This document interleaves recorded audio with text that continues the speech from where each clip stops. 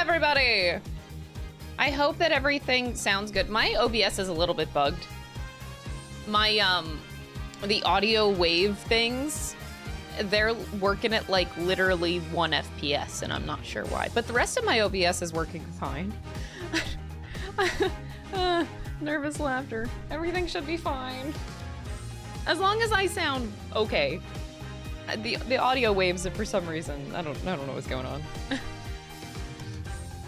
Anyway, hi everybody, welcome. We're back with more Apollo Justice. I imagine we're gonna beat the first game this week, actually. I feel like I could get through it this week. Exciting stuff.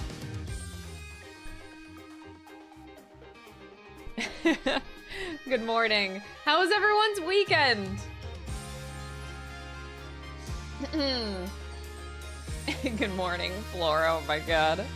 Hello, hello. Yep, indeed, the first game. Indeed, we're gonna beat it. I don't even think, I really have to decide what I'm gonna do with the investigations games coming out, man. I really want to finish this trilogy first. But it's, yeah, that means that the Miles games are gonna be put off for quite a bit, which is very depressing to think about. Oh, well, first off, hi, I guess I could go here. It seems OBS is working. It's just, I don't know what's going on. It's like a little bit bugged out. I'm just hoping it doesn't affect the stream today. Hi! I'm jealous of the Apollo chords of screams. You just need to embody Apollo Justice a little bit more. I did put on my heart rate monitor. I always expect big things out of these cases, so heart rate monitor is up here now. You never know what's gonna happen, right? You never know.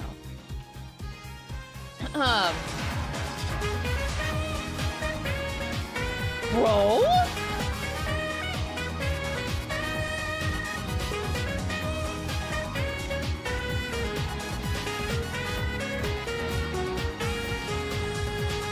Can we get some claps for Luca Puka gifting 50 memberships on YouTube? Holy shit.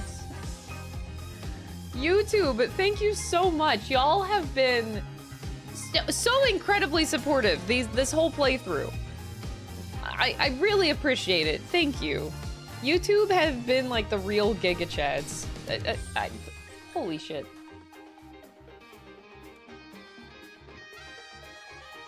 I dreamed of gifting subs and then throwing up snails. I hope you don't throw up snails. That sounds... Case for continuation, hi podcast. Terrible. But really, holy shit, thank you so much for the gifted subs. That is a lot of support. Jesus. Thank you so much. I'm honored that you're liking the playthroughs that much. Thank you. Holy shit, the gifted memberships are still going off in the YouTube chat. I did fix the alerts, by the way, so you don't get 50 hold-its. I fixed it to be one lump sum of an alert. So, hey, Crystal did something. Let's fucking go. Another thing I did, holy shit. I'm gonna make you care about my issues, okay? So, like, I told you guys a couple weeks ago about the woes of car insurance and how I was amazed at my renewal this year because my price went up by $600. A 26% increase in car insurance over 1 year with a clean record was bullshit. So, I called this morning to, like, some brokers, and I got my car insurance lowered by $900. I feel like I was scammed. Like, what the hell? So I just switched car insurances. One of my favorite cases in the series. And what's even crazier about that is like the fact that not only did I change insurances, but I got better coverage for a cheaper price. I got better coverage. What? Like, I was explaining to the broker, I was telling her my, you know, my current policy that I have, and she's like, that's shit.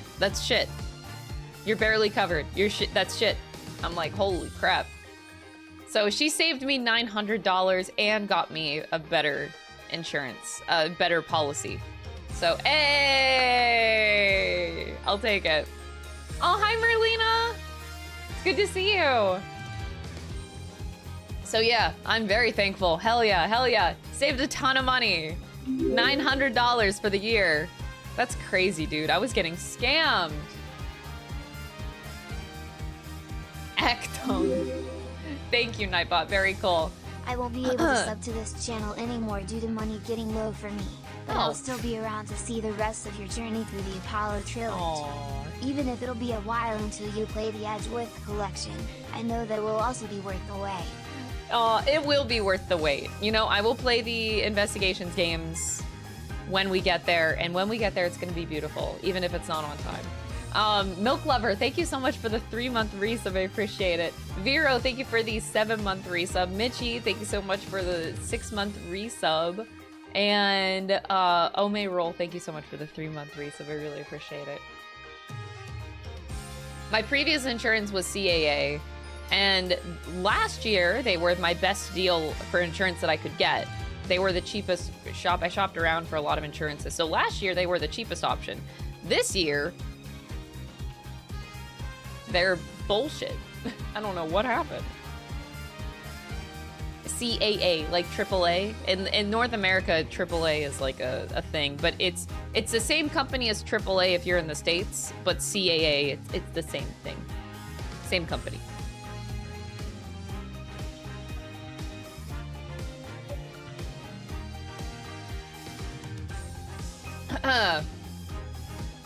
It was ridiculous how much I was paying, though.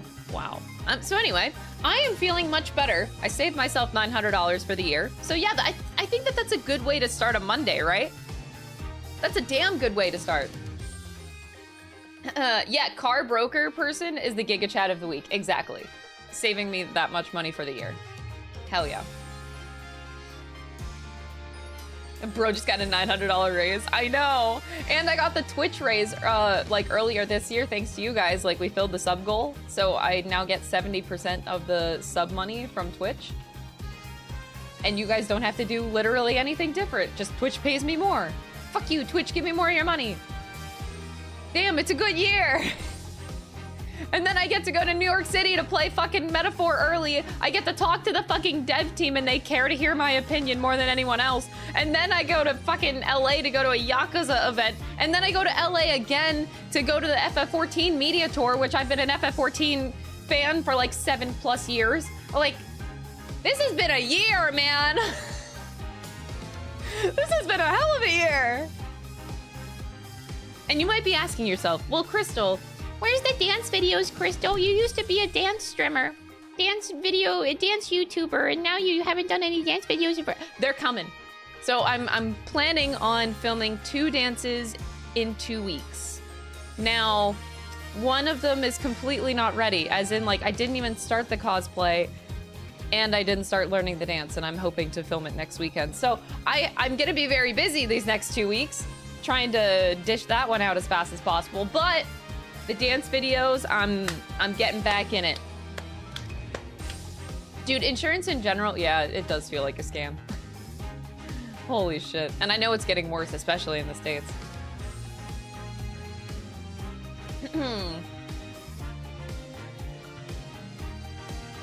Any advice for a Final Fantasy XIV newbie?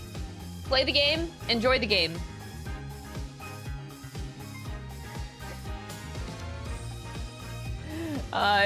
Blue plus quests are stuff that unlock things for you in the game. You can ignore the ones that like unlock all the jobs. You don't need to do all that, but blue plus quests are helpful for unlocking shit. Oh yeah, no, I'm hard rushing those dance videos. One is ready, like the Makoto one. So Makoto Mass Destruction is one of the dances that I'm filming next week, finally. And then the other one is Aegis. I'm trying to get Aegis done because the answer is coming out, you know, episode Aegis. So I was like, I'm trying really hard. It really sucks that I've been, like, I had, the New York City trip was not in my plans, so it kind of fucked with me.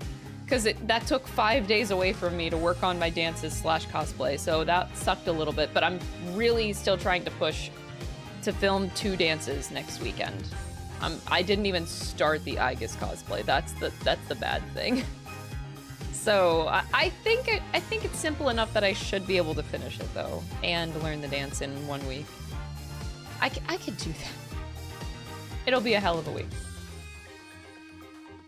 How close are you to the plushie? We have fulfilled the plushie goal. So now we are in the process of the plushie is being designed as we speak by the team at Makeshift. And the plushie will again go on sale in like the beginning of November, maybe end of October. So whenever we finalize the design, the official plushie will be sold for 3 weeks. So if you did not pledge before, you still have a chance. And I'm hoping we can sell 400. That's the goal. The goal is to sell 400 plushies. I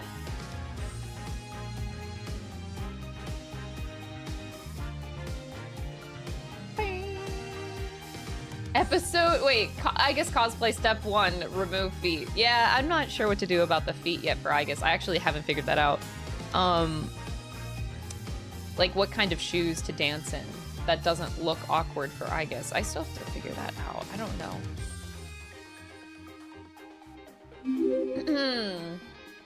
Oh, happy early birthday, Haruyuki! Oh, thank you so much, John. I appreciate it. Thank you for the 4 months. I'm really thankful that you guys really like for everyone that pledged to the plushie. Thank you so much. I was so happy that we were able to make it come to life. So now you'll not only get like a really cute plushie, but it's the first official like Crystal merch. I've been streaming for so long and making content, and I've never done merch before. It's my first one.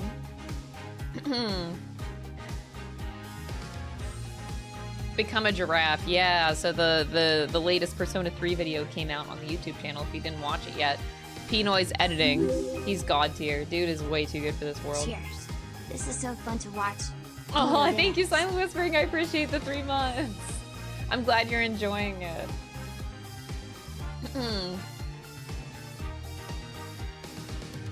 Use the school uniform. Yeah, she does. They almost look like ballet slippers. I remember what they look like. I might go that route, yeah. As long as it doesn't look too awkward. I want to get shoes that kind of fit the look a little bit.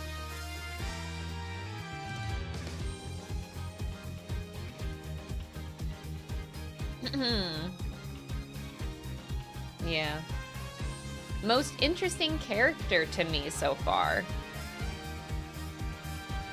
Interesting? Phoenix. Phoenix and Kristoff. Which is kind of crazy, because like we've met a lot of characters in these cases so far, but Phoenix. Still, what the fuck happened to this man? And Kristoff. What the fuck happened between those two? Like, the way that the first case of this game went, it literally felt like a breakup. It was weird. Like, it was fucking weird. I don't understand. They were close for several years, going out to dinner every week or something like that. Often. They said often.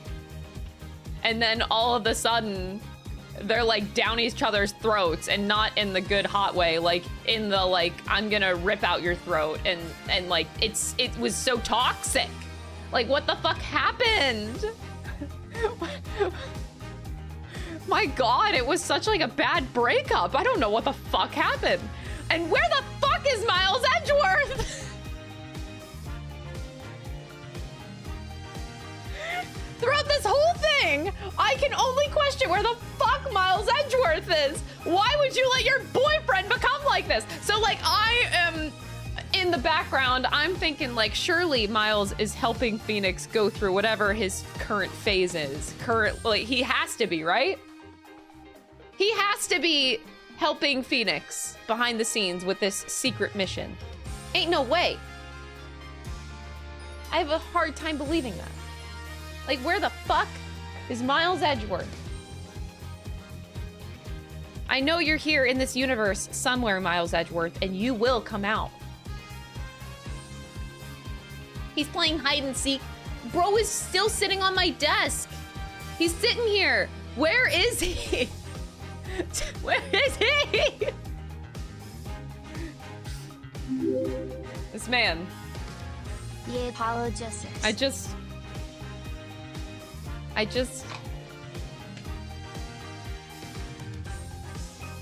Like, I need to know the whole backstory. Because, like, you play the first trilogy of Ace Attorney. The Phoenix Wright Ace Attorney trilogy. You play it, and you're like, hot damn. Phoenix and Miles are absolutely dating. Like, by the end of it.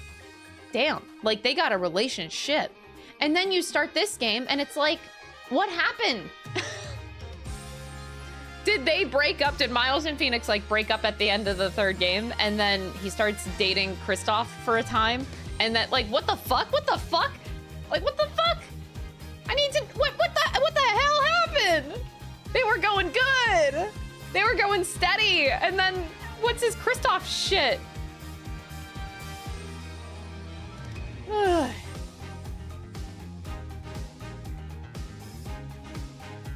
It's just weird. So much turmoil in my gay lawyer game. There's a lot of turmoil. And this is just a game about fucking lawyers! And a whole lot of murder, but like, what the hell? This is not what I expected out of these fucking games. I did not expect this shit. Wait, maybe Phoenix accidentally made Chris pregnant? And Miles is caught by Crystal on her table. What?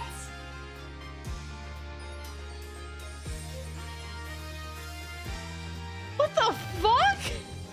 Mpreg? Bro, what the hell? Chat, do not put this on me. I have only mentioned Mpreg like maybe one time. That is all on chat. You guys have invented the Mpreg plotline, not me. Not me. I have never mentioned it. That is all chat. What the fuck? Hello, Crystal. Did you know that you can get sick emotes and skip ads by subscribing to the channel? I did. I've been doing that for 64 months. Anyway, I hope you're having a good day and that Tion just comes in with a fucking ad! Never say that again, Ty. Yeah, Dynasty, that was cringe. Never say that again. Thank you, Tion. Thank you. Thank you. So, anyway, it's just... Phoenix is very compelling because we know him so well after the first 3 games. And then, how the fuck does he become like this and get fired from being a lawyer? Not fired, I think he said that he left of his own accord because he didn't like the system, is what I'm gathering. Something about the system, Phoenix left on his own terms. Nobody fired him. He just kind of left. But maybe he had to, like, leave on the surface because it was the only way to fix the system. Maybe that's what Phoenix is doing. But whenever I lay that scenario in my head, it is very hard to believe that Phoenix is doing this alone. Like, in my head, this is something that Miles would even want to help out with. So it's hard for me to believe that Phoenix is fighting this fight alone. I do not believe that. Yeah, that's where I'm at. And then I think about Kristoff and I'm like, what the fuck, bro? There's so much corruption. I mean, in every case. I mean, the first case, we see Kristoff and, like, dude's supposed to be top tier defense attorney, corrupted, doing bad shit. And the third case that we just finished, you have the detective Shark Boy Dickhead. I forget his name every goddamn time. Still don't remember his name. Shark Boy Dickhead committed murder. Like, there's some shit going on. And then, like, the Chief Justice's son being sick. It's all, like, a thing. This is all the same thing. I think these are all things that are related. And in my head, Miles has to be helping. And I don't even think Miles is the only one. Of course, I only talk about Mr. Miles Edgeworth, but like, I have a hard time believing that like even Gumshoe wouldn't help out with that. Maya wouldn't help out with that. Any of our characters from the first game. You know? They all have to help, right? Right? Oh, I forgot to... Let me fix Nightbot for a sec. I forgot to turn off the merch so you guys don't have to like stare at that all the time. The bot command is still going on. Sorry. All right, timers, get rid of the merch one. Okay. And then I'll do it for YouTube. Disable. Okay, we're good.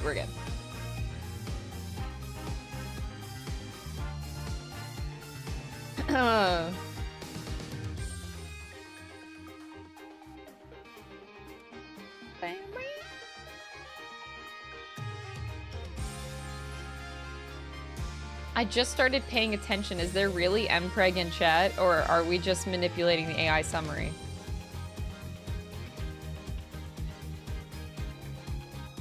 I really wish we could say the latter. I really wish we could say the latter. Callow, thank you so much for the 10 months.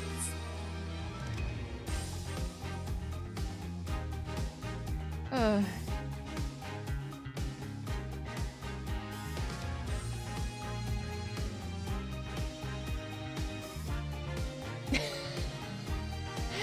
does AI say is the father?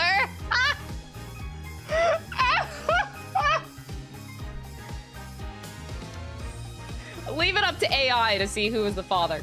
That's a great idea. This is what ChatGPT is made for, literally.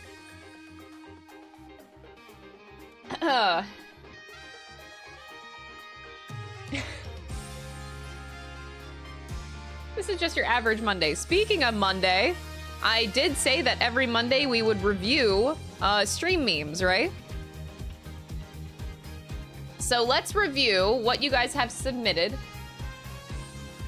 to for stream memes. It better be good, y'all. It better be good.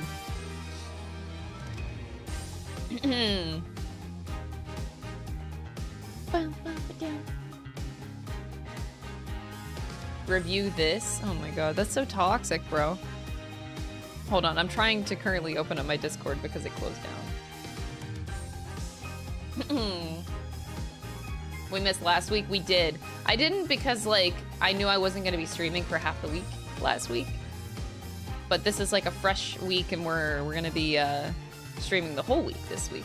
Okay, my Discord won't open. What the fuck? Discord? Hello? It says it's open. Okay, end task. We have to go to the task manager, end task. What's going on? What is actually going on? Discord. Okay.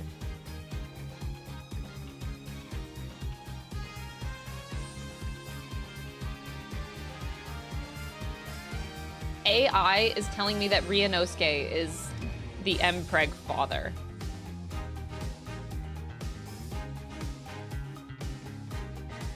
So anyway, I had a great weekend. On Saturday, I got to see my niece and we danced together. That was really cute, actually. To totally veer off in a different direction, not on purpose. So Mimi, whenever I met with her on Saturday, she really just wants to dance with me every time she sees me. She's like, you, me, dance? And the problem with that is like, one, I still can't understand her. She still mostly speaks French. She's learning English, but not that much. So the problem is that like, she's too shy to dance in front of other people. So she only dances with me, which is also a problem whenever I need a translator. Like I can't understand her most of the time. We communicate as best as we can, but I really wish I could communicate more with her because she wants to spend alone time with me, which baffles me that she wants to spend so much alone time with me and she can't even communicate with me. Oh my god. It's so cute, but also so sad. All right, chat. Let's look through the stream memes. I don't even know how to do this. Main monitor? Maybe I'll just show my monitor. We could do this. Oh Jesus, what the fuck is that? Transform, like reset? Reset.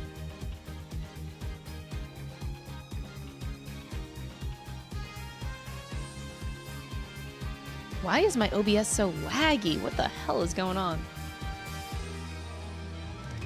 All right, so I have Nahabino immediately threatening. Y'all, what the fuck are you doing to Nahabino?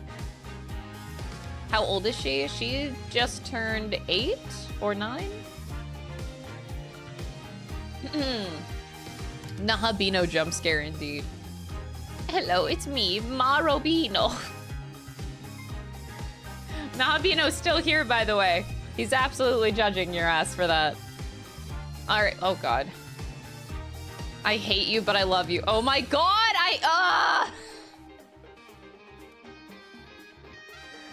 These men all drive me nuts!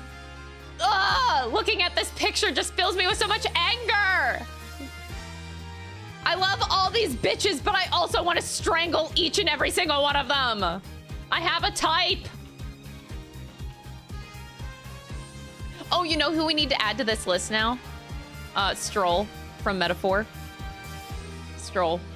I haven't even played the fucking game, but that Stroll is gonna be my new favorite crush for a good year. I love Stroll, anyway. What the fuck, bro? Why would you do this to the Ambi plushie? Why?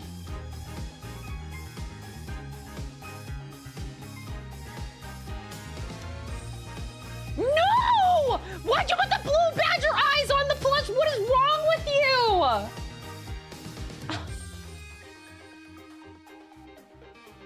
As soon as I saw Stroll's art, I was like, Crystal's not gonna be normal about this man. It's not even his looks. Like, yeah, he's hot, but like at the same time, his voice. His voice. His voice! As soon as I heard Stroll talking, and especially me playing the game, I can't talk about it. I can't talk about it. Anyway. NDA. Crystal be like, what a nice road. Oh, this is from the case 3. Okay, look, if you look at the diagram, it didn't look like a river to me. I didn't think it was a river. It looked like a fucking road. I didn't understand the whole time. I would have gotten that he was dumping the body in the river a long ass time ago had I known it was a river. They mention it in text like once or twice, but it was in passing. Like it was not an important plot point. And in the diagram, it didn't look like the fucking river because it was in black and white. The other diagram that we had was actually a blue river, but we didn't have access to that. It was a road. I hate this. Maybe these ideas were a bad idea. I love this meme format. It's so good. I hope this meme format never dies. The 3 faces of Crystal. Is it? Wait, hold on. I'm gonna, I want to fix this. Why is my OBS so shit right now?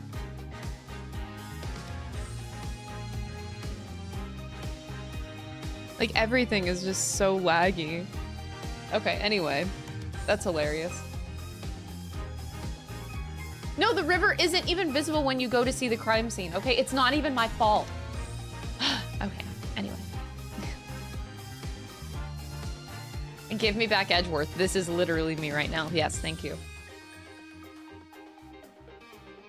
Oh, what the fuck? I don't even know what the fuck this is. Oh, this is good. This is good. Yes, it's basically the same. These are the same picture. They are absolutely the same picture. Rivers are roads if you're Jesus Christ. Oh my god. Please.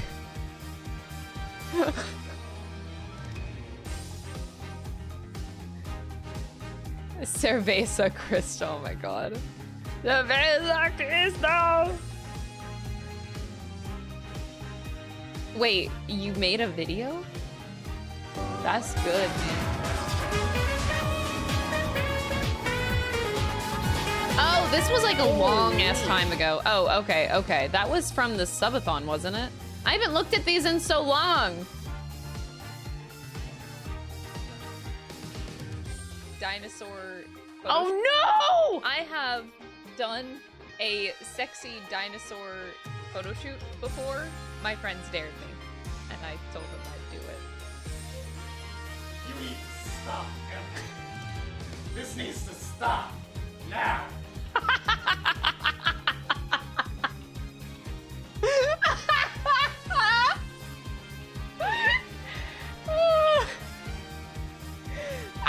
I am not ashamed of my past.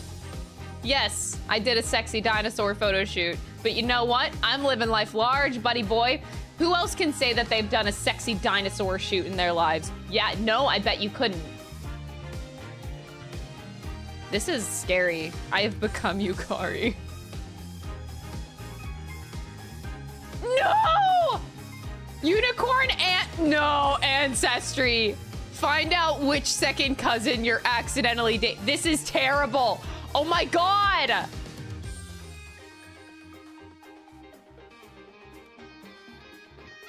I don't regret my choice. I don't regret my choice. That's all I have to say. I wish I was in Elden Ring. Are you kidding me? I still have to play that game. This is a cursed image. What the fuck? Anyway, that's it for the memes. That's it for the memes. If you guys have stream memes, we're gonna review them every week. You can either, I would prefer them go in the Reddit. We do have a subreddit. But if you do not have a Reddit account, you can put them in the Discord as a backup. Have you done a sexy blue badger photo shoot?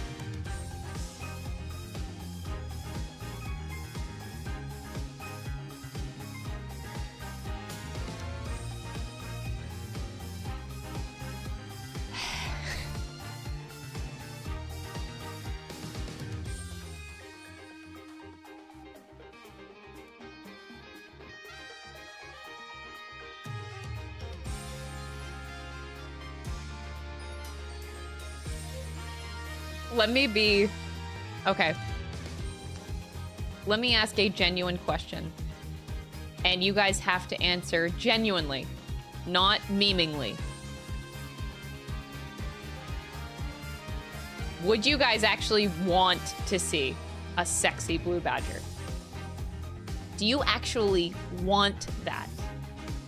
I can guarantee you most of you would say no. If you're saying yes, I don't believe you.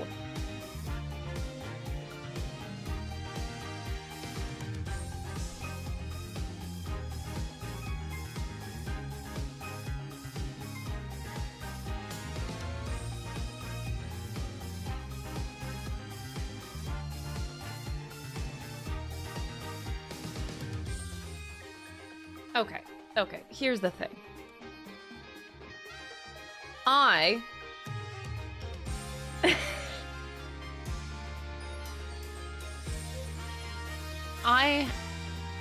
don't even know what to say. Okay.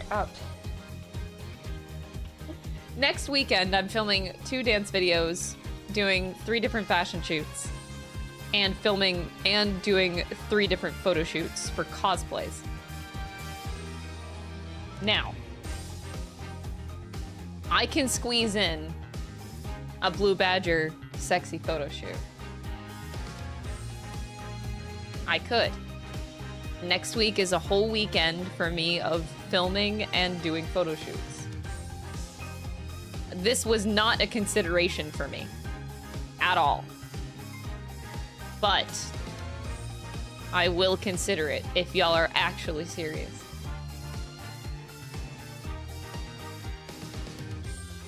what does sexy mean in this case? It means sexy.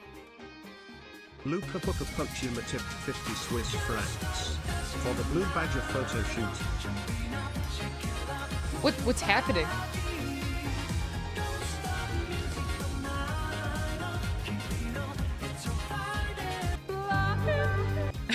Team Buster tipped $5. Y'all are nuts!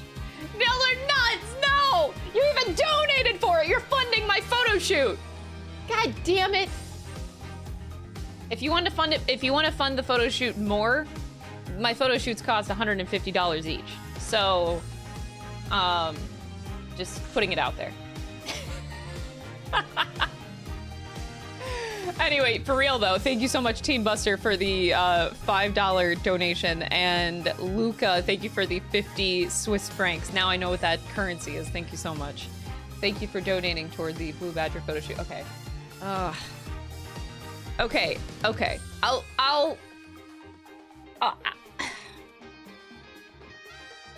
consider it, chat. This is wild. Okay. Never in my life.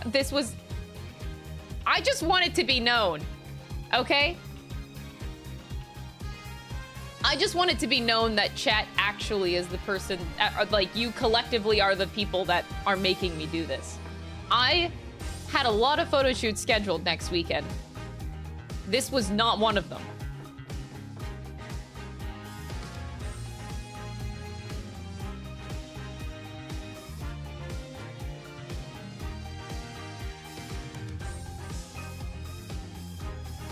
Like, this is your fault. I just want that to be very clear. Because I will also say, as a whammon on the internet, I know I'm gonna get a lot of shit for this too. There's always those comments whenever you, like, put sexy into any cosplay. There's always those comments like, of course, you would try to make this sexy for the views. I just wanted to be clear that it was chat that made me do this. So when I get those comments, it's all your fault. And they will happen. That's just how the internet goes. But, like, just making sure that this is clear. That's free engagement. Fuck yeah, it is. It is free engagement.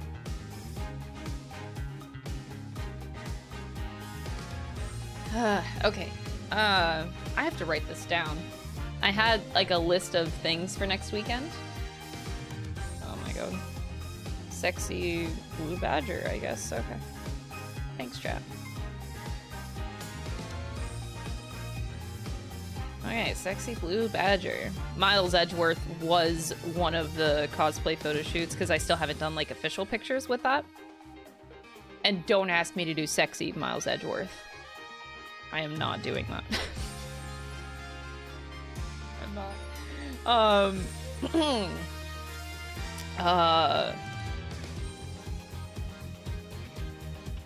I have so many photo shoots next weekend.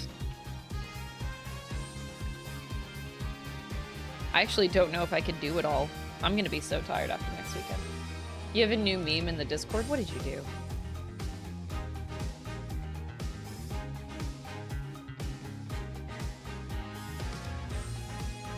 Oh no!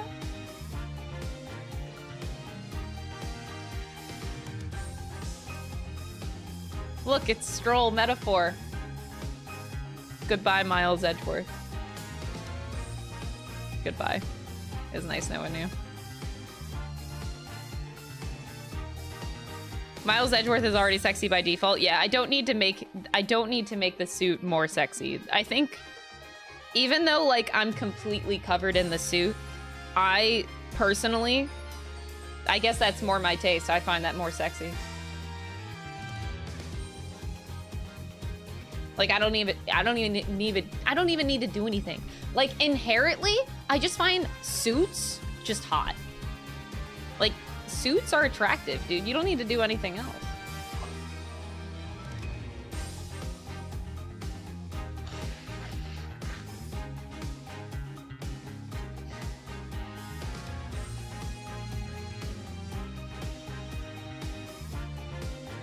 Holy shit. I actually don't know if I can achieve this all next weekend. So I have Miles Edgeworth, Gallica, the wings back here. I still haven't done a photo shoot with Gallica. Sexy Blue Badger. Aegis. Makoto P3D. Filming 2 dances and 3 fashion shoots. This is one hell of a weekend next weekend. I'm gonna die. I don't actually know if I could do all this within like 2.5 days. And then also come out unscathed. Next week I'm gonna be so tired coming back from stream.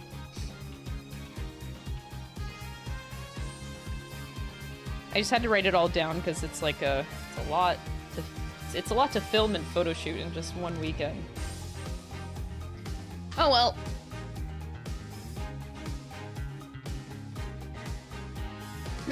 Dude, vests are hot. What can I say, man? Suits are attractive, especially vests. Like, I think the hottest form, if we ever see, like, okay, no, we did see it once. Miles without the suit, where he just has his, like, the white and the vest on. It was in the anime. And I will never forget that image in my brain. That was the hottest thing. Like, goddamn, bro.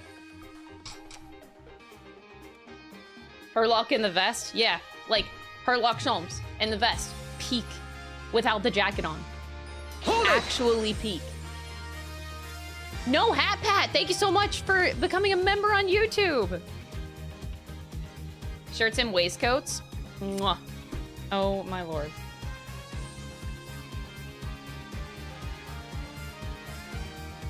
Vests are nice, but Hobo Phoenix is a snack. I'm not into it. I'm not into it, man. I kind of want Phoenix back in a suit. I don't dig the hobo look that much. Maybe. I don't know.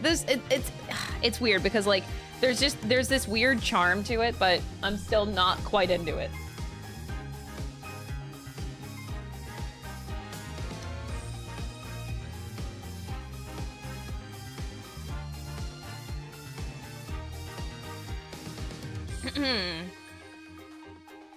I like that you guys call him Phoenix. Phoenix has become Phoenix.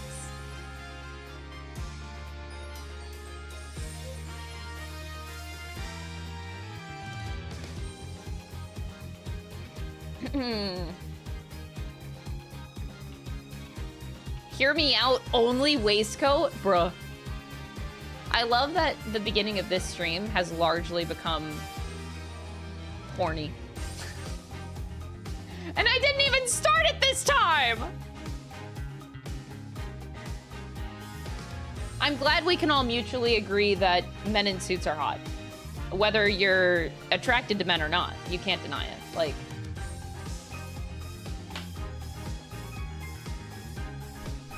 I'm straight as fuck, but I can admit that women in suits are also fucking hot. Like, goddamn. I'm glad we have, like, the important conversations at the start of these streams. This is what I live for. Anyone in suits is hot? True.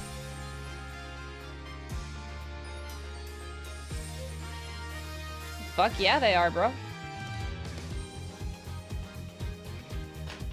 Suits are a thing. It's actually pretty bad that, like, I just have this on my desk and I just, like, stare at Miles.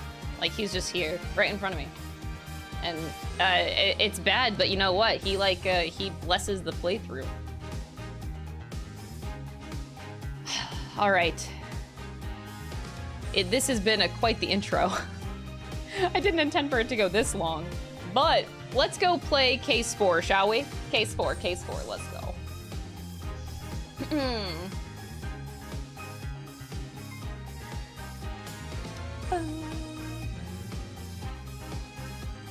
Miles on your desk fully, like, do it for him. That is exactly what's going on, yes. I do it for him. All right. So we left off. We just started Case 4. We're doing, like, this simulation that Phoenix signed us up for. We didn't volunteer for it at all. Like, he just, like, forced us. And now we're finding out that it's real murder. So it's not a simulation. Thanks, Phoenix Wright. That was very cool of you. Now, to look at the court record, we need to remind ourselves of what the fuck happened because we got a lot of shit already and this just fucking started. So, a pianist who can't play a lick. Phoenix Wright. All right, Trucy, still adorable. Vera, the defendant, accused of poisoning her father, Drew Misham. And then we still have Emma eating her snackoos right in front of us right now. Snackoos. Detective obsessed with scientific investigation. And then we have the victim, Drew Misham, painter known for his illustrations. He was poisoned at Drew's studio. And now as far as like the evidence goes, we have the magic show ticket, which we were supposed to go see Valant Gramarye. I believe this was in 2 days though. We have the Gramarye envelope. So this is what Phoenix gave to us, and he told us, do not open it until the time is right. We got a serious Phoenix look. He looked us dead ass in the eye, and he was like, no. Super frowny face, super serious, and I almost shit myself. We cannot open it. But all we get is this signature in the bottom. This is all we get. And to which I still think that this just says come. I think that's what it says. All right, Vera's card. For some reason, it has Vera Misham on the front and the back, which is a little bit weird.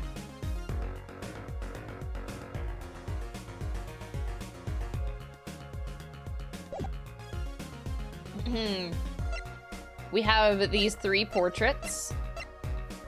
Bit in the middle is supposed to be a person, the acrylic one, the undersea scene in vivid colors, and then the landscape, which is this really weird one.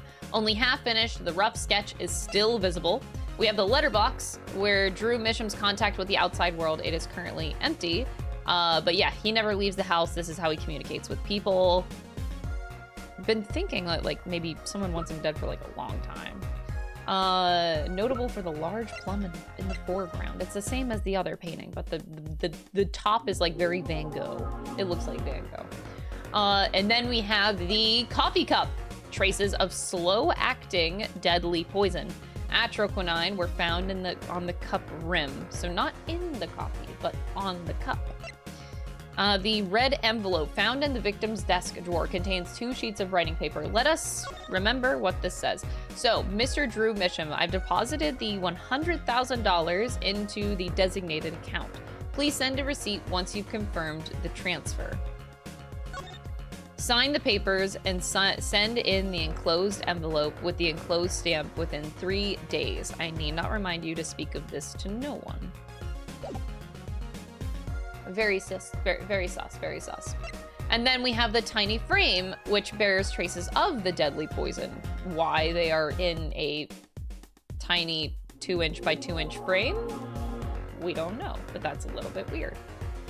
And then we have Brushel's card, Spark Brushel, whatever, freelance journalist. I just got this, but I don't actually think I looked at it. Yeah, no, we did not look at this. I guess you gotta have some good business card if you want to work freelance.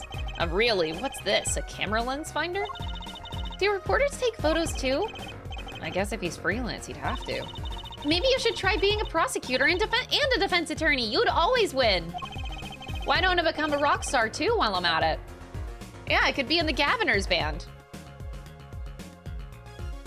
Top dollar for information. I hate this. This is such a creepy... It almost looks like a caricature. All right, so that's our recap. I believe we are done with this room, and we are to now go to the Coliseum. You came from YouTube. Well, welcome, Mystic Corey. Welcome to the stream. Woohoo! This is it, Apollo! The place where magic and dreams converge. Just a while ago, it was the place where murder and nightmares converged. Let's go say hi to Uncle Valant. What about the case? Only a performer laughs like that. Oh, the young Miss Trucy. How often I hoped that we'd meet again, only to tell myself it was an impossible dream. Hey, Uncle Valant, how's it going? I'm glad to see you too. Of course you are. Humility is definitely not one of his stronger traits. Well, Miss Trucy, how does the day find you? If you come to give me flowers, do it after the show, I beg you. Actually, we came to wish you good luck. And congratulations on your big magic show. Oh, but it is I who wish to congratulate you. Not everyone is so lucky as to witness miracles such as the ones I perform. Yeah, you're amazing. We get the picture. The world will watch in wonderment as Magnifi's illusions are reborn. Here on stage by my hand. Okay. Have you ever seen my badge? He's laughing. A challenge, is it? You wish to make that you want me to make that disappear? Very well, give it to me. Oh God. Oh no. Apollo? What was that look just now? I was just thinking how hard it is to get any information out of a magician. You know. Oh boy. Okay. This is gonna get us nowhere. We're just gonna talk. Everyone's talking about the big magic show. Is it true that the Gramarye miracle is back after a 7-year absence? Miss Trucy, I must apologize. This show and this honor should have been his. Daddy. My co-magician in training, Zach Gramarye, that terrible thing hadn't. It's okay. Your father was a great magician, Trucy. If he were alive, then I, Valant Gramarye, would have been proud to stand upon this stage as his assistant. Aww. Thanks, Uncle Valant. You know, I'm happy you're doing the show. To think that we get to see the great Magnify's illusions again. She really is looking forward to this, isn't she? Aww, that's so cute. My mentor, the magnificent Magnified Gramarye, was a true deity among magicians. A creator god who gave birth to magic and illusions that defied our very imaginations. I was so little when I last saw one, but I still remember his shows. He did wheelies in a sports car through the air above the audience, and then sped off to outer space faster than the speed of sound. I'm guessing that memory was a bit embellished. For 7 long years, the world has been waiting for a miracle to match his. An heir to the Gramarye troop's secrets. It falls to me to provide it. It is my God-given destiny. Yes, you nameless face who speaks for the nameless masses, how can I help you? What? Okay, if the world was waiting, why did you hold off for 7 long years? It appears the lad is uninformed. Perhaps you have heard of the magician known as Law, which governs our land? I have, though I'm not sure it qualifies as magic. The performance of Magnify's miracle was impossible. A certain law prevented it for 7 years, but no more. This is all what Phoenix has been doing. Oh my God.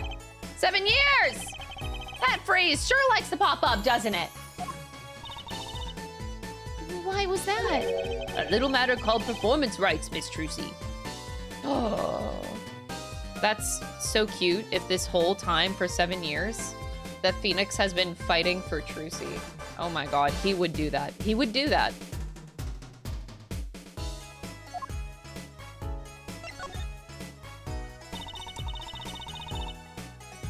Can you tell us about these performance rights? Magnify's magic relied on an incredibly innovative idea, a trick, if you will. That trick was considered his property, and as such, was protected by property laws. Intellectual property, maybe?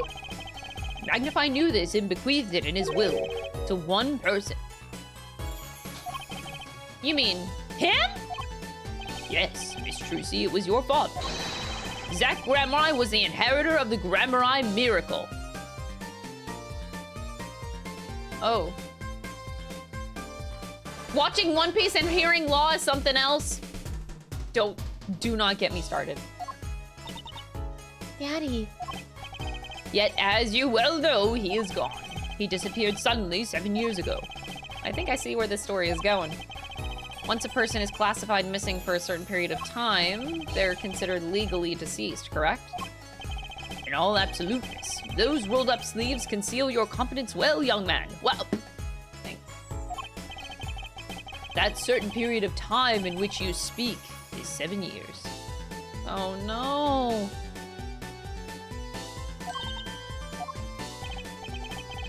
Yes, Miss Trucy, though it pains me to say it, this past spring, April to be precise, was the time. Your father was legally declared deceased. In the absence of a formal will, the secrets of our mighty mentor Magnify passed to me. This was, in fact, stipulated in the will by Magnify himself. Is that how it works, Apollo? Yeah, it's called death in absentia. He's declared missing permanently. Daddy. Aww.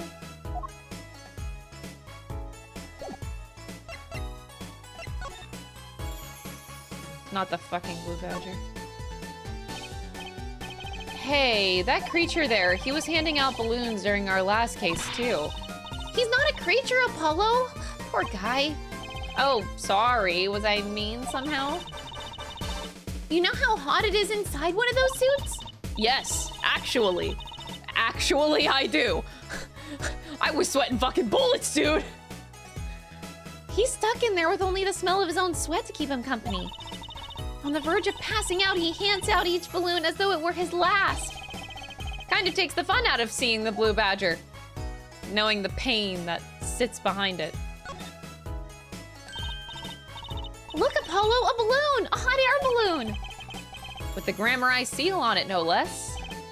Well, this is a long-awaited revival after all, and it's been 7 years, you know.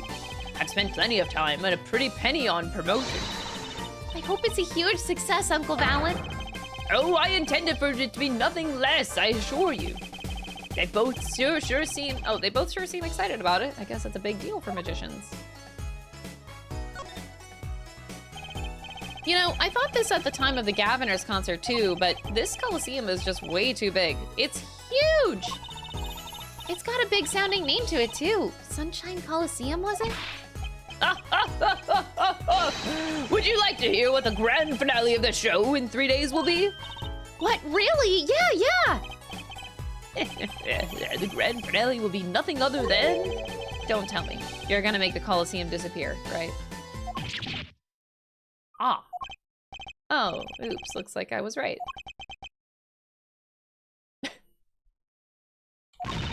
Apollo, I can't believe you used your power of perception on something like this! It was just a wild guess, really. Apollo ruined it. They've changed the sign since our last case. It was all Gaviners back then, wasn't it? I hope nothing bizarre and mysterious happens this time. Ah, but it shall! While the show itself will be bizarre and mysterious, I assure you. I don't have a problem with mystery as long as it's legal. I don't think lawyers and magicians were really meant to have conversations like this. I think that they were. Oh my god, is that Larice Donham down here? Guys, it looks like Larice Donham. I know what this is. The Larice. You actually think they might have done that on purpose? No, I don't think so. I'm just a dumbass. I look at this and I'm like, oh, yeah. It does look like him. I feel like we're not done here, but it's kind of annoying to show him things. How about the mysterious Gramarye envelope? I was wondering if you could tell me about this. Aha! Why, that bears the Gramarye seal. Uncle Valant, is something wrong?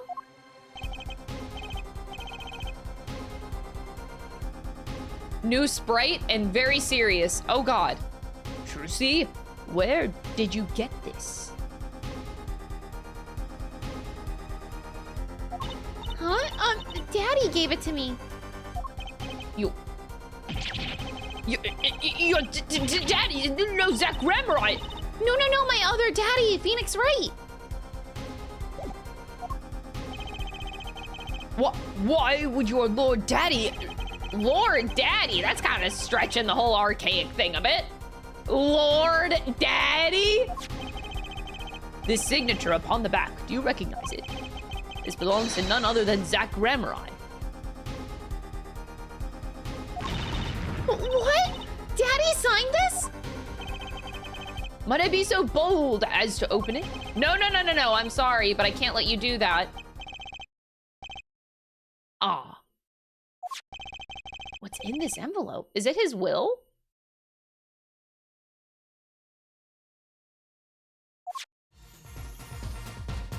That was quite the reaction. Wow.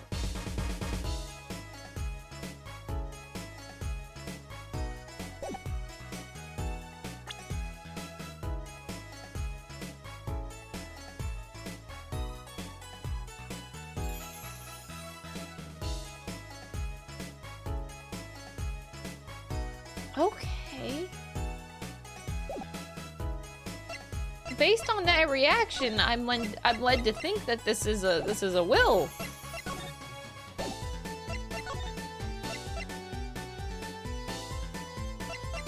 Or maybe like where to find him, something like that.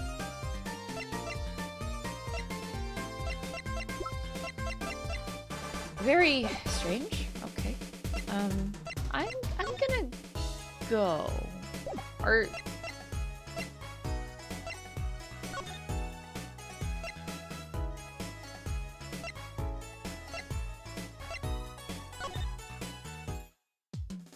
hi, Phoenix. I got some stuff.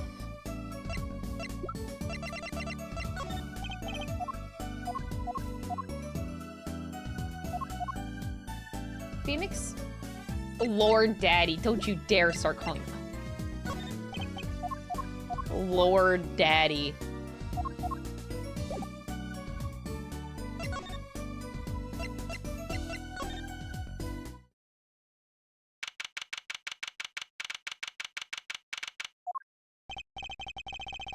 Ah, you're here to see Vera Misham?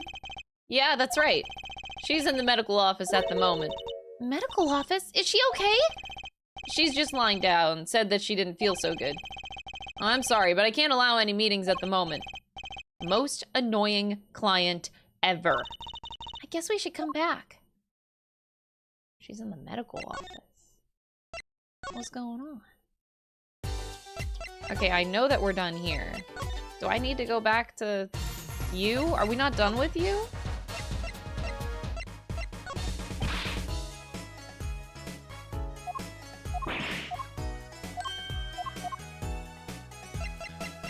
Do you know... Why would he know anything about this art studio? So, a journalist was here on a story? All eyes in the universe are upon my stage. All pens seek to commit its mysteries to paper. His name was Brushel. Brushel. Brushel. I think he remembers him. He doesn't look too happy about it. Brushel, that cloying smell of a mint when he smiles. Ah, yes. Could you tell us more about him? What did he want?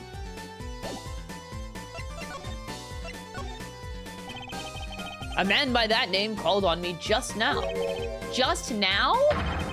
Valant's vision is always towards tomorrow. Valant feet step always forward. That is all. That's all? Very confusing. I am to perform a big magic show, yes? I wanted someone to cover it. Yet he had ears only for that incident. That incident.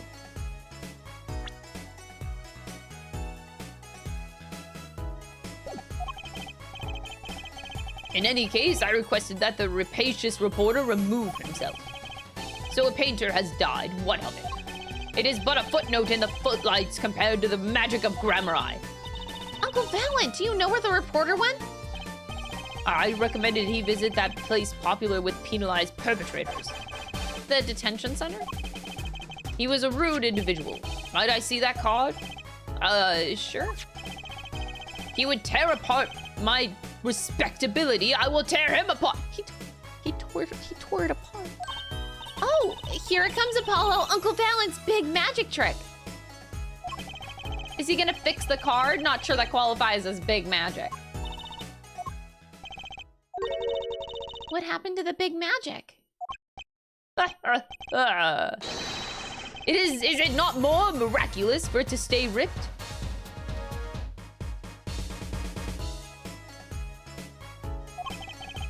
He must really not liked that journalist. Now the time has come when I must return to make my prestidigitation preparations. I guess. By your leave, Miss Trucy. Thanks, Uncle Valant. 3 days from now, make ready for a miracle. I'm scared. What do you think that journalist was after? And why did Valant react like that to this envelope? I think it's time to pay the detention center another visit. Okay. Hi, Phoenix. He's just chilling. I don't know why I'm like scared of Phoenix Wright. What is this man doing? I'm scared. Lord Daddy, stop! No! I think I hear what you're saying. We're all doing it for the money. End quote. No, not at all. Looks like someone's already meeting here. Maybe that reporter? Oh.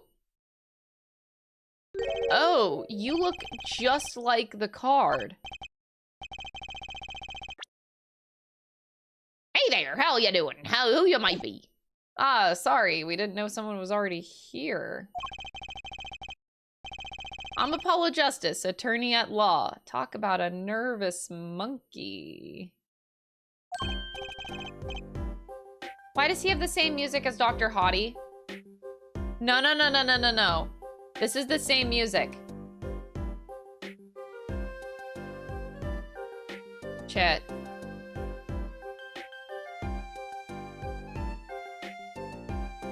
He blinks backwards! I can't trust this man. I can't trust this man. Nobody... He blinks backwards. What?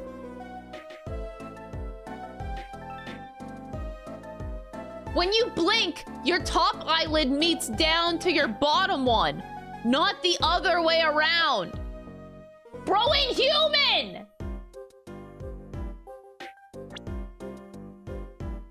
We can't trust him, chat. We can't trust him. You're Justice, you. You know me? Do I know you? Of course I know you. I stares down witnesses on stand till they spill beans, end quote. That's not true. What's he writing? Are you a reporter by any chance? Woo, you're Trucy. Am I famous? Oh yeah. Trucy Wright hates carrying a bag. What? Puts everything she owns in her panties, end quote. Oh my god. That's so not true. Just hold on to your breeches there. I'll wrap this interview up in a jiffy. The interview? So, guard, I think I know what's going on here. Guarding rooms is my life. What else could I possibly need? End quote. No, how many times do I have to tell you this? Look, I've got work to do. You deal with it. Did you come here to interview the guard?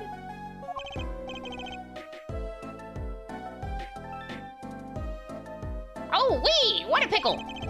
Accused wouldn't talk. Had to interview someone or go plumb crazy, end quote. Huh?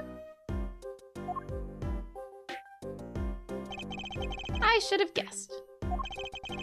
Where is my manners? Name's Brushel, Spark Brushel. I'm not picky. Journalist just closes eyes, writes, end quote.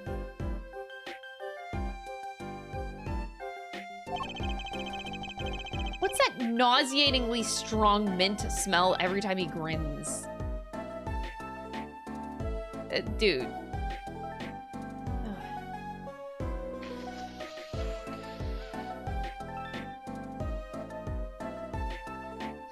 Well, it's good to know that at this time we now know that the guard is actually, you know, a person this whole time. He is not, in fact, a cardboard cutout. I'm gonna have to talk to Nico B about this. And Nico was convinced that the guard was a cardboard cutout. He can't be, though.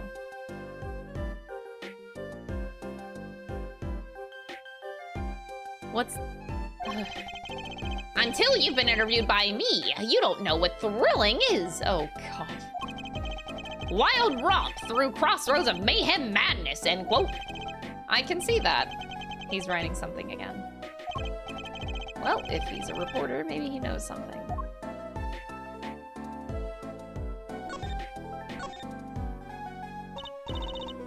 So, Mr. Brushel, you're a journalist? Ah, me?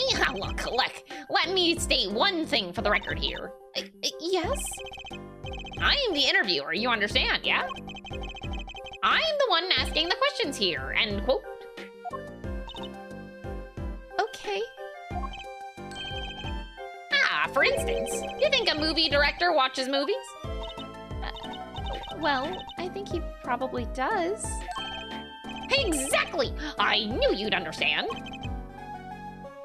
Huh?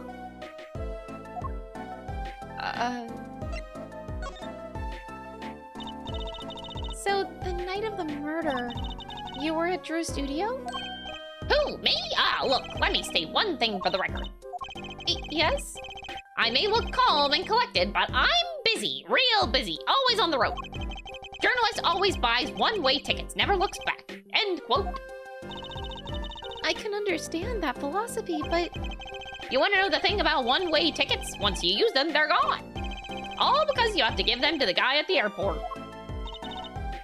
True enough. But don't they give normal tickets away too? Exactly! See? It's the same thing! What is... I don't know what's... What's happening?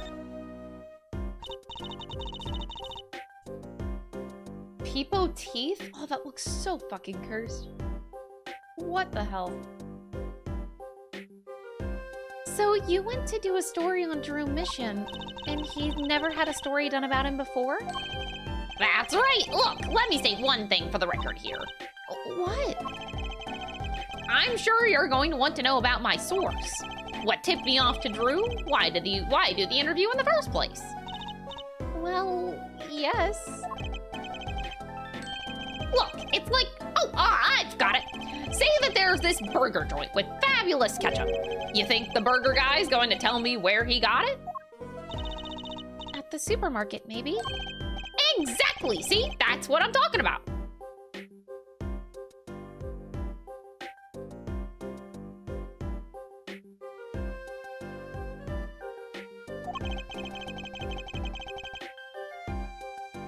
I think I may have actually understood that one. Well, that's nothing. There's nothing I can talk about, really. Walls have ears, eyes, especially glass walls with speakers, end quote. Right. Guess we'll leave then? Ah, but since you're here, might as well tell you a tidbit of news I saw, just for the heck of it. Sure, tell us, just for the heck of it. I remember it like it was yesterday. Salas, thank you so much for the 19 months. I appreciate it. I'd seen a movie on a trip and wandered into this burger place with amazing ketchup when an article in a tabloid caught my eye. Famous oil painting stolen from art dealer's gallery, end quote, I believe it was. An oil painting. Happens every day, right? But I thought I'd seen that painting somewhere before. A painting of a giant peach floating down a river. Someone stole an oil painting of a giant peach. Journalists can smell scoop bigger than burgers, end quote. Okay.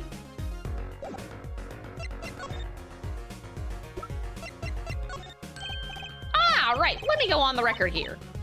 Yes? I know what you're going to say. Brushel, take this, write brilliant column, end quote. I don't think so. Look, buddy, I write brilliant columns about one thing, and that's food. Okay. Try to understand. What could he possibly be writing? He didn't listen to a word I said.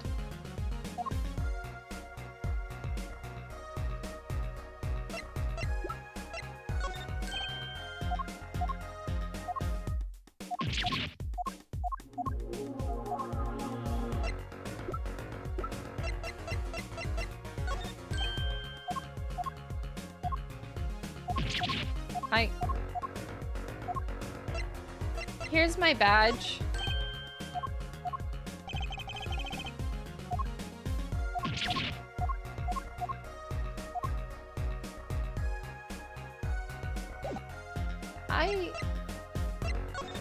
I want to talk to Vera. I don't want to talk to this guy.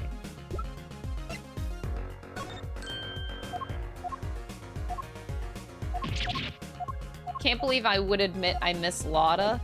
In comparison to this guy, yeah, but I don't like Lotta. Phoenix, oh my god, I've never been so happy to see you. Okay, look. I just met this terrible journalist, and he blinks backwards, bro. Like, come on, Phoenix, you're a perceptive person. Like, you have to understand how sus that is for a person to blink backwards. Like, only evil people do that, bro, right? Like, you have to agree with me. So, like, I go to this detention center, and I want to talk to my client, but this stupid fuck is there. And, like, why is he even there? Like, if he only writes about food, why is he at a detention center? Like, that's gotta be sus, right, bro? Like, how do I... So, bro, okay, bro. How do I, like, kick him out? Like, what would you do, Phoenix Wright? You are no longer with a job, right? So, like, you can you help a girl out? Okay.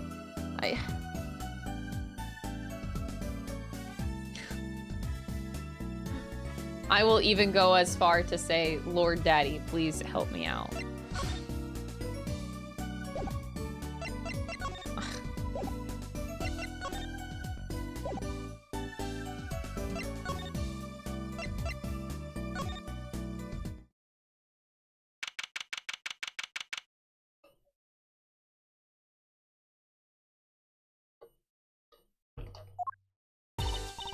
Well, how'd it go? Find anything out? Actually, there was one thing I wanted to check with you. Well, what's with that scary face you're making? And what's with the I know something but I'm not telling face you've got going, Emma?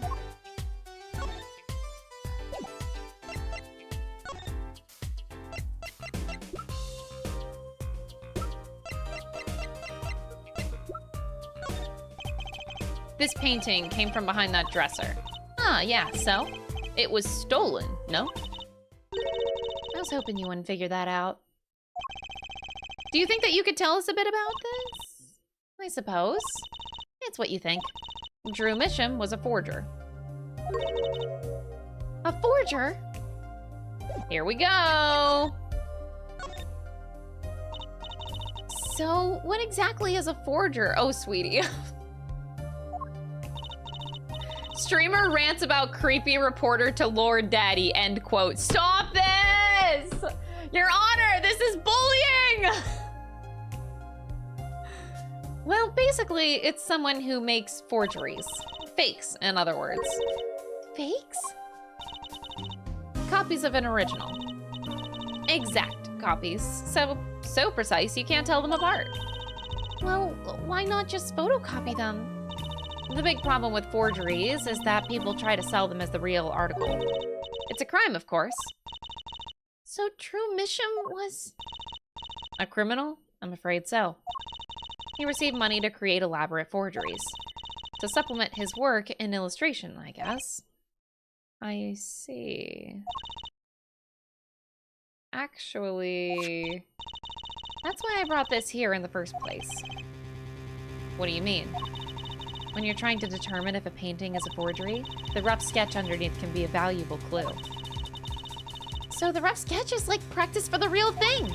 Like doing a magic trick in front of a mirror before you go on stage. Not in the case of forgery. Not necessarily, anyway. You know what the finished product is going to look like, after all. Oh yeah, I guess you would. That's why I brought this. I'm gonna use it to see what's under the paint of the finished pieces. I get it now. Not that I really needed to go to such lengths, seeing as how one of the paintings was only half finished anyway. Still, it'd be neat to see Mr. Misham's rough sketches. Kind of like what he was drawing whenever he thought no one was looking. True, that would be interesting and maybe valuable for our case. You should try buttering her up, Apollo. Flattery will get you everywhere, they say. Maybe I should ask Emma to help us out.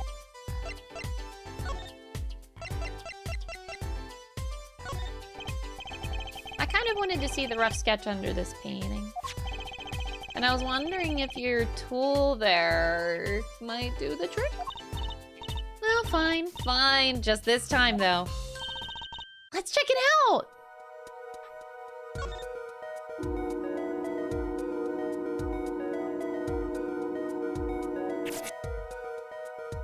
Oh, we're doing this again. I forget how to do the... Oh, this way, this way, this way. Oh, I love this sound effect. Oh, the sound effects were so back, baby. Let's go, let's go.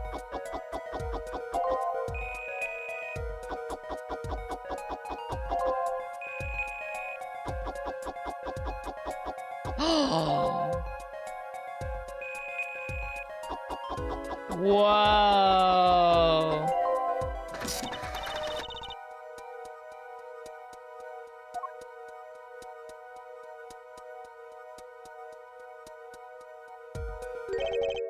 What? What the heck?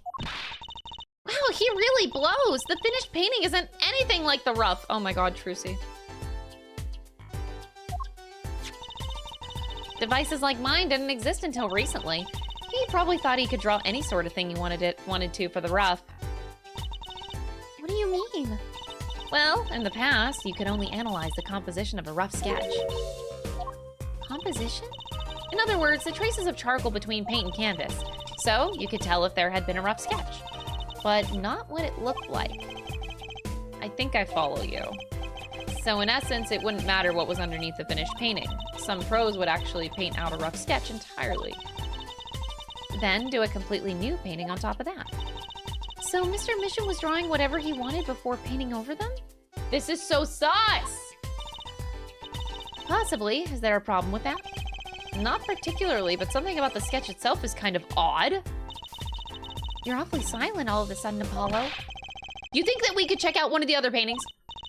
Well, sure. You like this detection stuff, huh? Don't you? This is wild.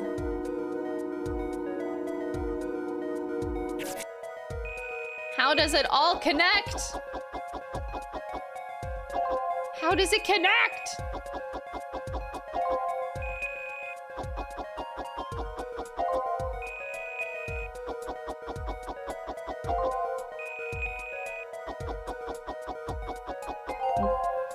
No fucking shot. What's going on? What's going on?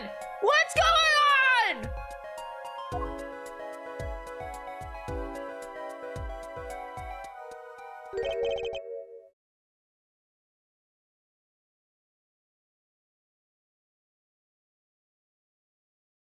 This...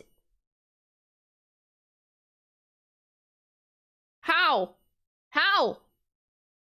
How? What's going on? What's wrong, Apollo? You look so serious all of a sudden. You think I could just take a look at the last of these? Fine by me. Knock yourself out. Oh my god, no. It's gonna be the third case. It's gonna be the third case. We're just going down the line. What's going on?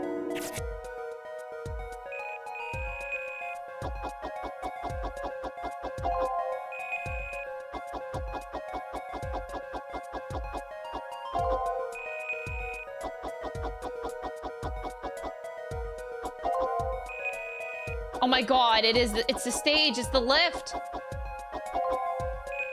Isn't it? Oops. Oh my god. Bruh. Bruh! What the heck is all of this? I hesitate to ask why you're getting so excited. Shut up, Emma! You sure your device isn't leaking some kind of strange radiation? Trucy, look at these 3 sketches! Do you notice anything? This is crazy. What's happening?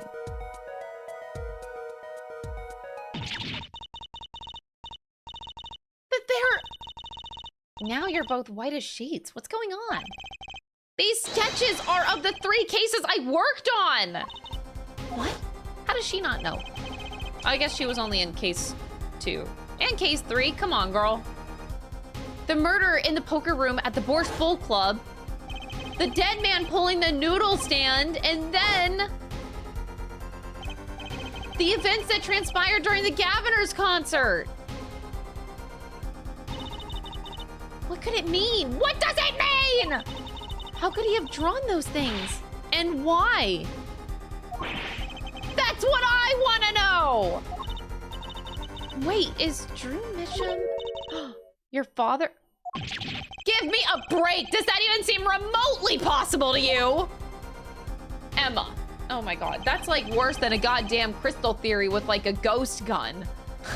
That's worse than me! Come on, girl! I've never even heard of Drew Misham before. I hadn't even seen a picture of him. But there were my cases drawn on his canvas. Every single one of them. It couldn't have been a coincidence. Just who was this Drew Misham and what did he have to do with me?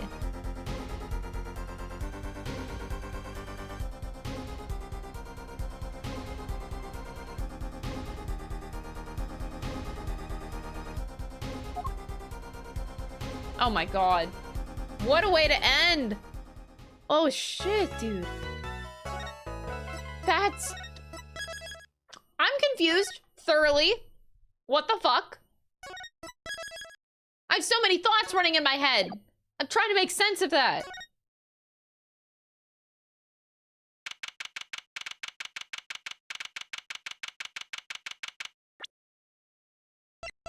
How do you make sense of it?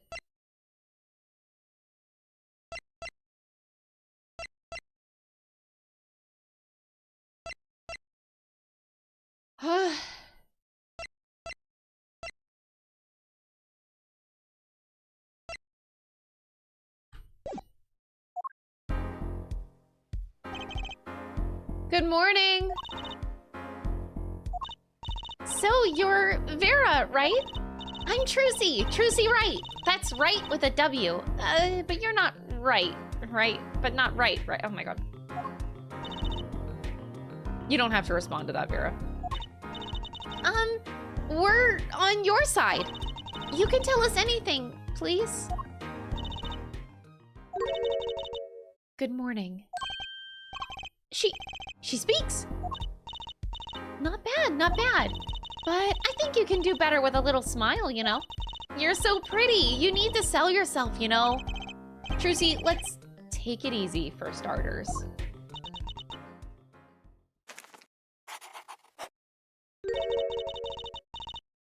Oh. Thank you for taking my case. Oh, that's so cute. Okay, well, that's a start, I guess.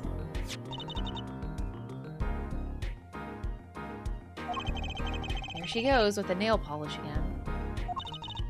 That's great, really. It's so cultured.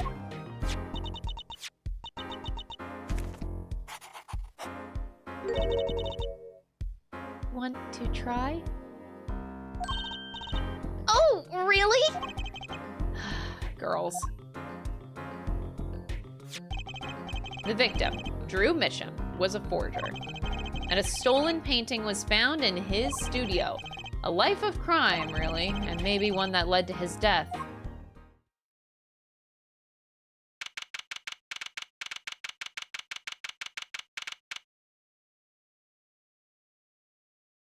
courtroom number 3.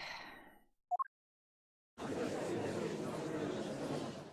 god, it's Clavier! Oh my god, that's crazy! We will begin Vera mission. Is the judge okay? His voice is all raspy and he's looking around all nervous like. The repercussions of today's trial will most likely be felt for a long time, and may indeed alter our legal system forever. Today is the test of the jurist system, and the first step toward a new order in our courts. Daddy's secret mission! The jurists will function like a jury. It's hoped that their inclusion will help the courts to better reflect the people's will. Why aren't there any jurists in the courtroom? 3 closed-circuit cameras watch this courtroom at all times. The jurists have access to everything that transpires. Jurists judge well and judge cool. Now, see here, Prosecutor Gavin, I was going to say that. My apologies, Air Judge. Jurists, today, judge today's trial coolly, if you would be so kind. The jurists are unbound by the letter of the law. They don't affect the trial with evidence, but by their feelings. And we're about to find out just what effect they're going to have. Very well, Prosecutor Gavin, the details of the case, if you would. The victim is the painter Drew Misham. He was killed in his own studio. His coffee was poisoned. By whom, you ask? By none other than the defendant, Vera Misham. Objection! Objection already! There wasn't any poison in the coffee. Black tongue! Someone has been doing their homework. Indeed, poison was not present in the coffee, but on the mug itself. And the mug, as residue was found on the rim, I see. The autopsy report describes the manner of our victim's death. The court accepts this as evidence.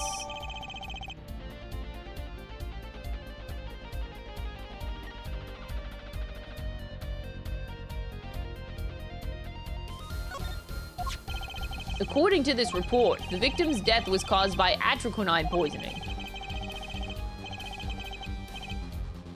A chemical compound that does not occur naturally. Lethal dosage is a mere 0.002 milligrams. A touch of atroquinine is in the body is the touch of the Reaper's scythe. Very well, Prosecutor Gavin, you may present your witness. I have for you today a simple man for a simple case. A man who witnessed the murder in its entirety.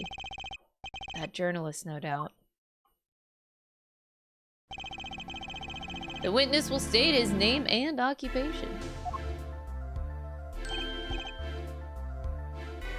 Right.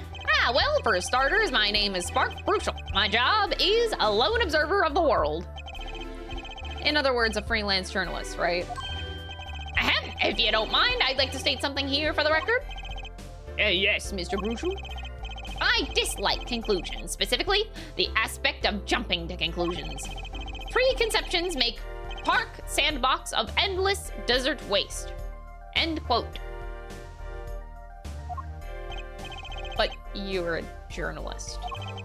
You said so yourself yesterday. Well, that's true, yes. But you must understand, I stand before you today, a man with a dream. I'm offering you my testimony in exchange for exclusive rights to the story. Scoop turns Mr. Brushel into that Mr. Brushel, end quote. Oh my god. Let's hear your testimony then, shall we? A simple case, eh, Gavin? For me, the jury is still out. Nice one, Apollo. Oh boy. Let's get this going. I visited the studio around 9 o'clock that night to do the interview. The first outsider to enter the atelier. Journalistic history made, end quote. His daughter brought us coffee right after we started. And you know what happened next? Star falls, end quote. No one else entered the room beside her the whole time. That does sound like a simple case. Unless You were the one who poisoned him. What are you saying, Judge? Need I remind you that the cameras are rolling today? I felt the need to be a bit dramatic. You didn't do it, did you? Me do a thing like that? Come on, that's like a newsmaker makes the news, end quote. Or even contemporary witch hunt, the quote, end quote. I know, wild accusations rock courtroom, end quote.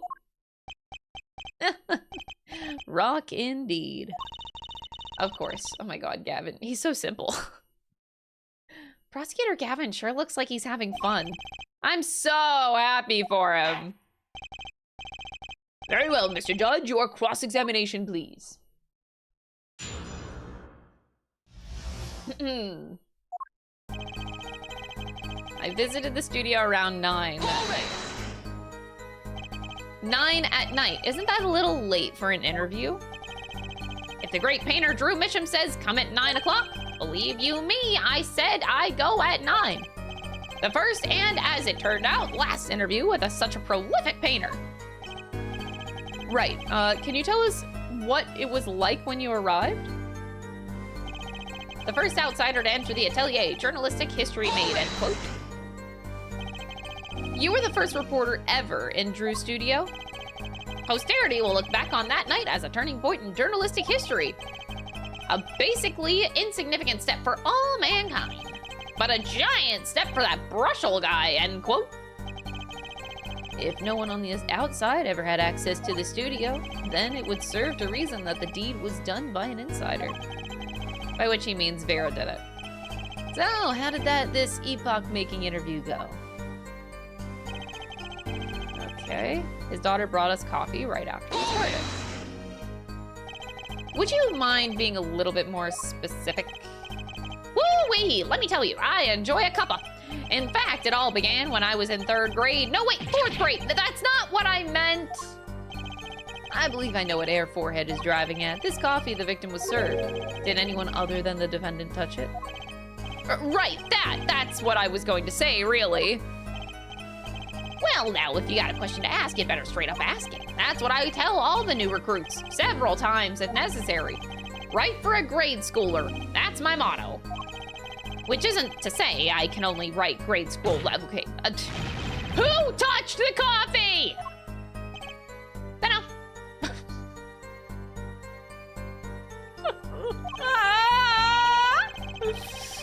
I was in the back, looking at the studio's equipment when she served it. You know, in this moment, I really do feel Apollo's pain. Oh boy. And what happened next?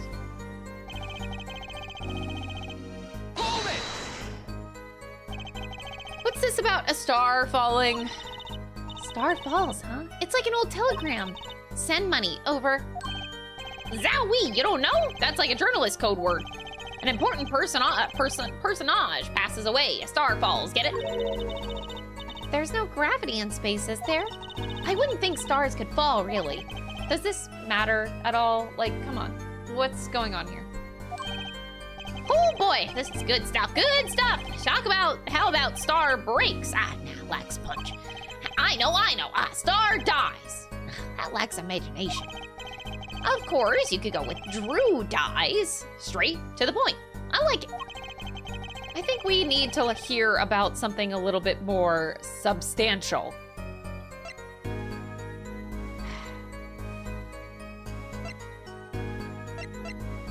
The star's coffee. You say Mr. Misham had the coffee too, but did you actually see him drink the coffee? Of course.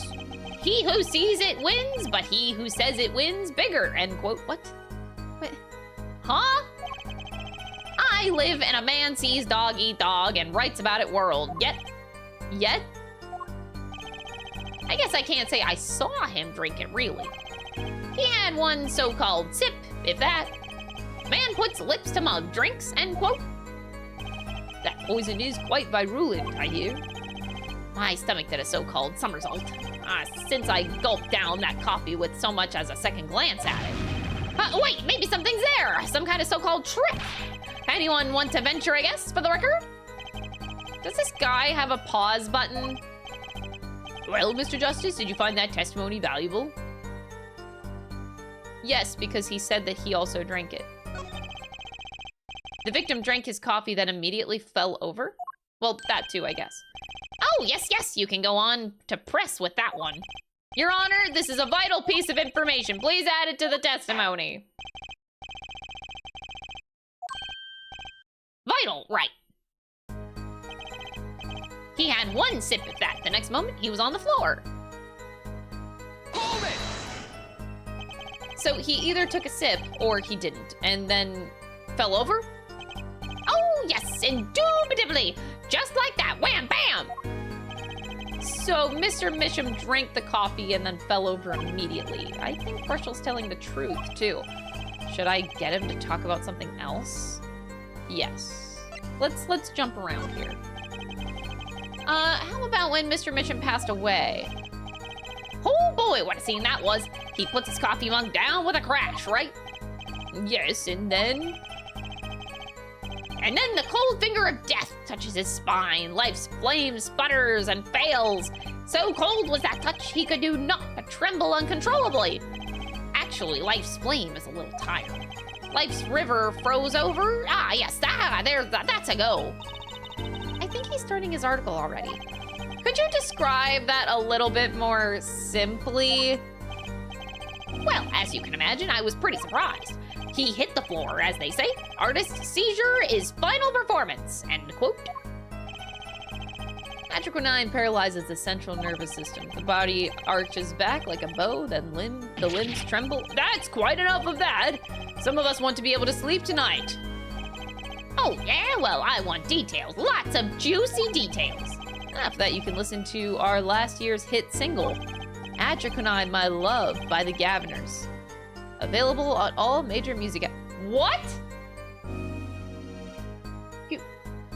Bro, you wrote about this. This is a problem. What? The point here is that the victim died of atroquinine poisoning.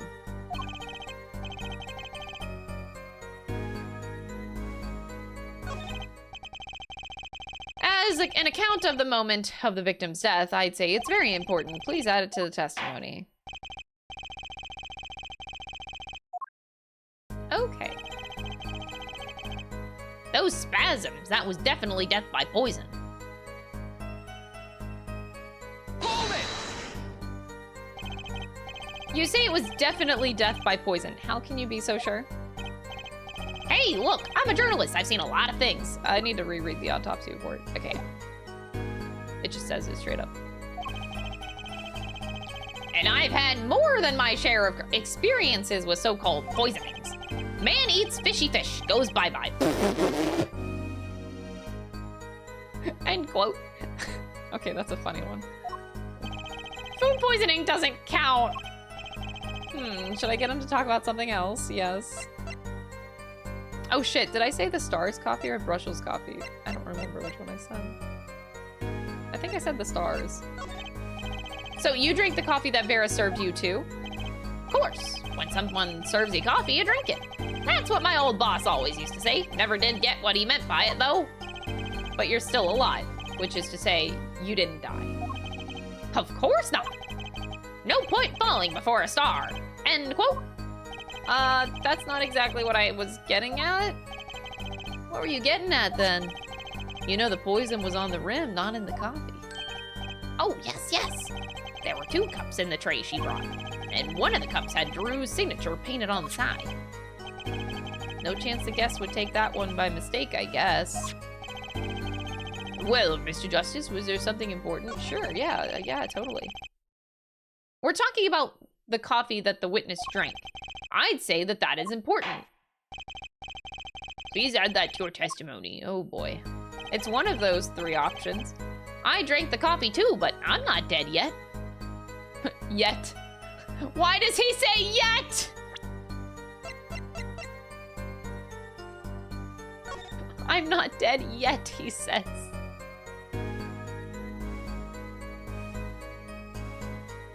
Bro, you gonna die. That's what I'm saying.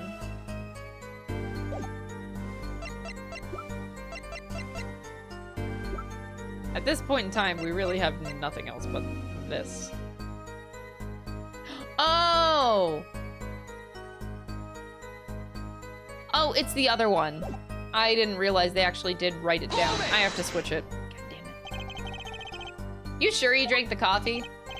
Oh, yes, quite. I gulped it down. Felt that sweet scorch in my throat. But you say the victim took one sip and fell over. And you still kept drinking? Of course, drink your coffee when it's hot, never when it's not. That's what my old boss used to always say. Never really knew what he meant by it. Should I get him to talk about something else? Yes. I think that was the first one. I was right on the first go. Okay, didn't we see this? Yes, okay. So we'll skip all that. People die when they are killed, and quote, basically this guy. He kind of drives me nuts a little bit, but you know.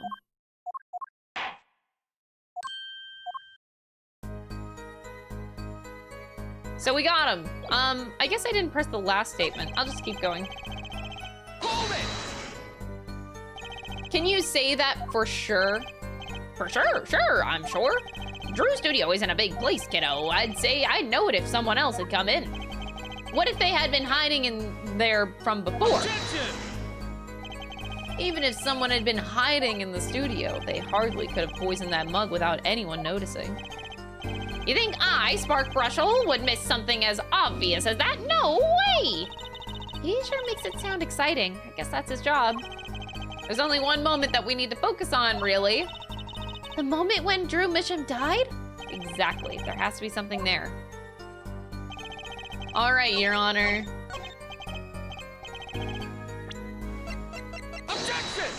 Objection!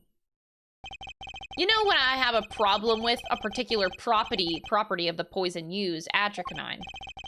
Oh, Prosecutor Gavin was quite clear about the poison. A lethal dosage of 0 whatever paralyzes the central nervous system. If you drank that, even you, Mr. Justice, would be reduced to a quivering pile of... Why are you using me as an example? Unfortunately, we weren't told everything. There was a vital omission in Prosecutor Gavin's information. Atropine is as virulent as he says, but death doesn't come upon ingestion, not immediately. That's because atropine is a slow-acting poison. What? According to one forensic scientist, it's one of the most virulent poisons, but it's absorbed into the body astonishingly slowly. It takes at least 15 minutes from the time of ingestion. Yeah.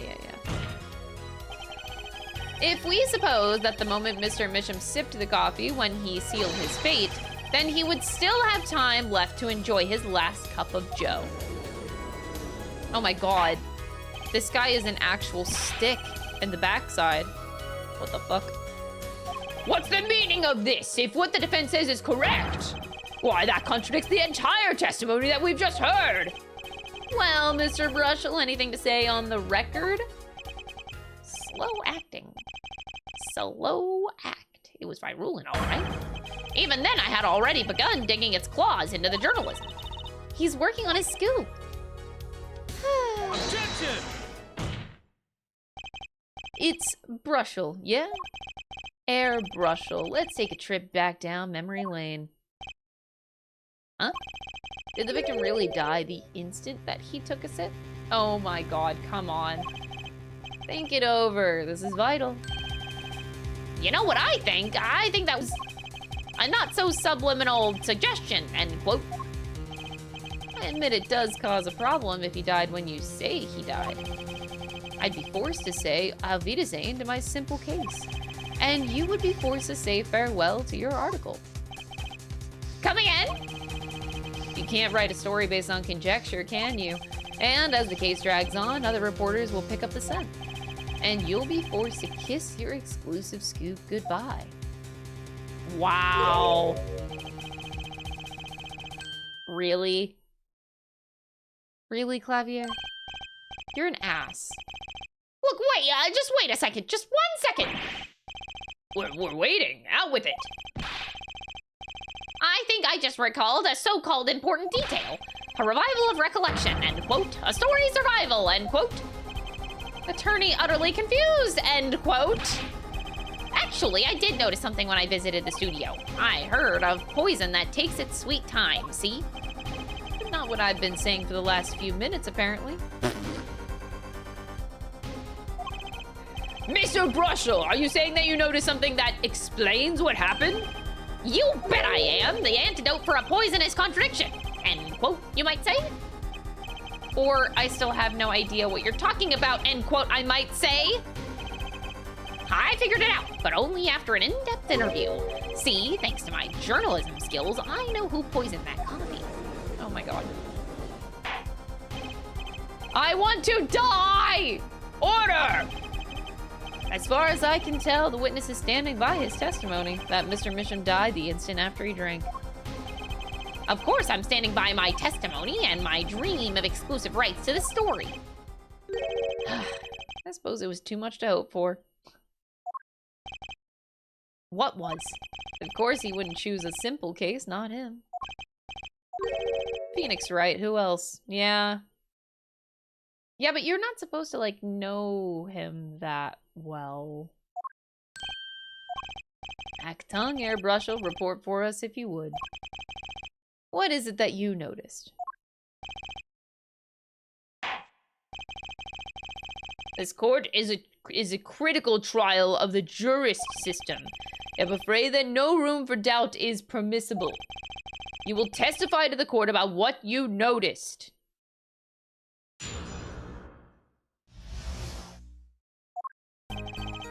When I arrived at the studio, Mr. Misham was on his desk. He seemed to be writing a letter, but he quickly sealed the envelope. I thought nothing of it at the time, of course. Now that I think about it, what if he was writing a suicide note? Oh my god. Really? A suicide note. Yes, he had this look on his face. Man's face inscrutable as a quadratic equation, end quote. Suicide? Poor Mr. Misham. But that means Vera's innocent. Would someone commit suicide in the middle of an interview? Oh. Oh. Very well, you may begin your cross-examination.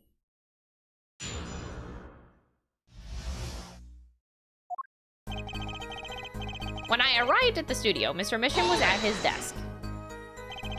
Was there anyone else at the studio other than Mr. Misham? Well, his daughter, Vera, of course. Was anyone besides Mr. Misham and Vera present? Not a single one. Not a cat, not a rat, not even a mouse. Not even a rat! That's a damn shame. The only person who didn't belong to that studio there was you, wasn't it, Mr. Brushel? I know what you're doing. I know your game. Attorney uses classic Ramsden phenomenon ploy, end quote. You intend to suggest that this reporter is a suspect. I'm sure you also intend to present evidence supporting that assertion, correct? In the meantime, let's move along, shall we? Phoenix Lord Daddy Wright to you, Clavier. He doesn't know about Lord Daddy. What are you talking about? Oh, that sounds so weird to say. That sounds so weird to say, like, out of context. He doesn't know Lord Daddy. I hate it here. So he put the letter away when he saw you.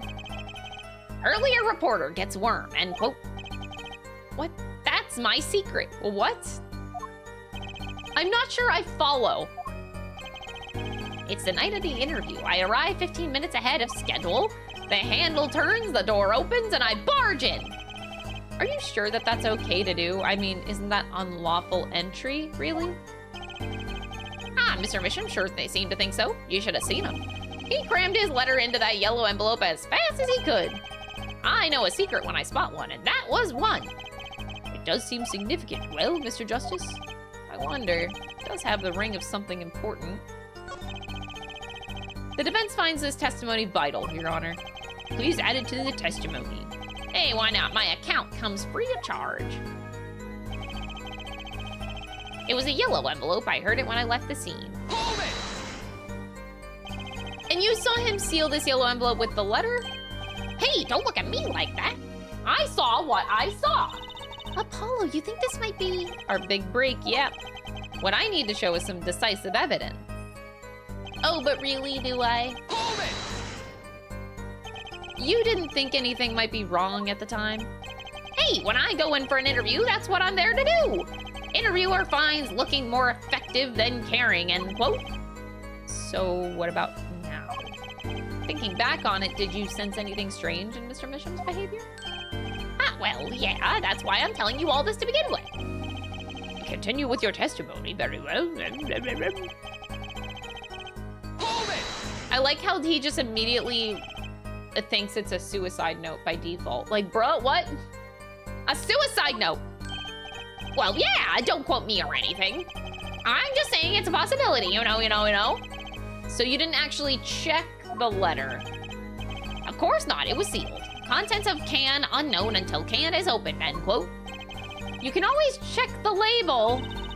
Do you think Mr. Misham was writing a suicide note? If he was, that would solve the case in a jiffy.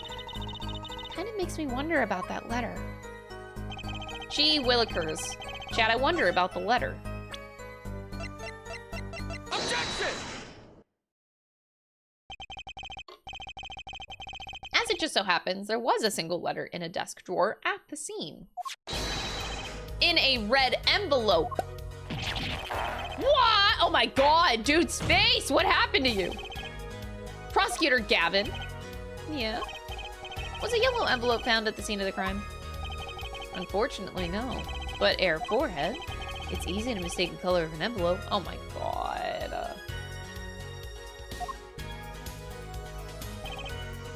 I guess, but not this envelope.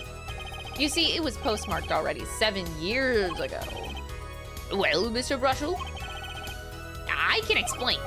Drew, right? He wanted to get that letter in an envelope pronto. Get it out of sight of my beady eyes, right? So he grabbed the nearest envelope and crammed away.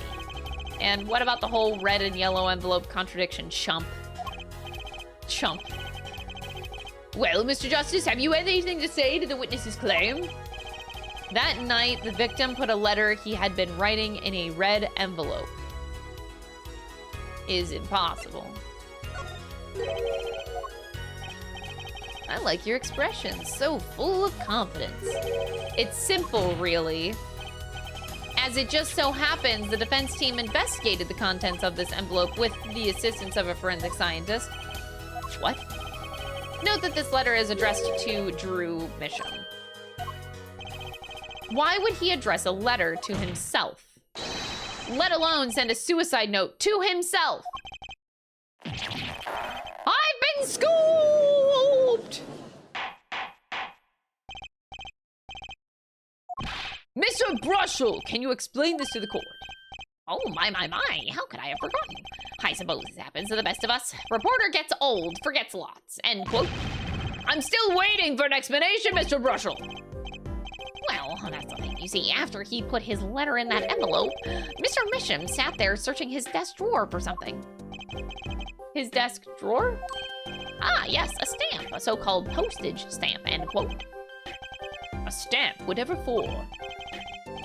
Well, to mail his letter, what else? And then, why, yes, I think I saw him put in his letterbox. I hate this song, this theme. It makes me so uncomfortable now because I just associate it with, like, Dr. Hottie, and then I don't want to remember that this theme exists anymore. Like, it's terrible. We need to delete this. This was a terrible idea of a theme to be ever in existence. It was a yellow envelope, and he put it in that box.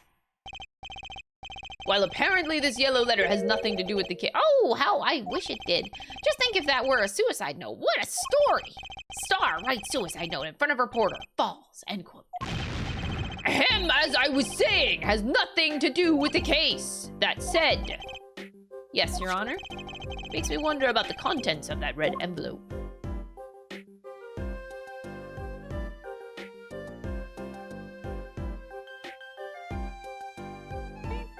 Why, can this song leave? Someone delete this song. $100,000 is quite a good deal of money. So, this was from 7 years ago, yeah? So, am I finally finished? Am I finished here? I was thinking of, going home to start writing.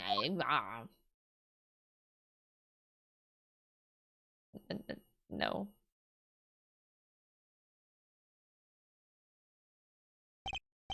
I hate to state, which should be pretty obvious to literally anyone, when you catch the scent of a story, you make that face. Ah, come on! Attorney has active imagination, little else. End quote.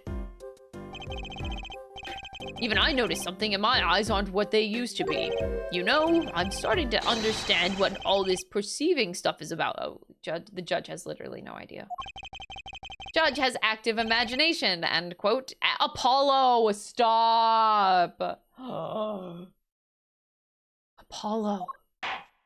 He needs to cease. Please continue with your testimony. Tell us about the scent of a story.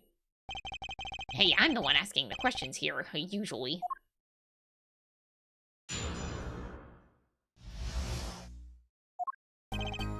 Actually, it took a bit of work to get a thumbs up on the interview. Reporter leverages story, gets his interview, end quote. The story concerned a certain case from 77 years ago. That red envelope probably had something to do with it. Say what you will, but Drew's talent was without compare. So you threatened to go to press with this story. That's how you got your interview? Blackmail? Well, yes. I mean, no!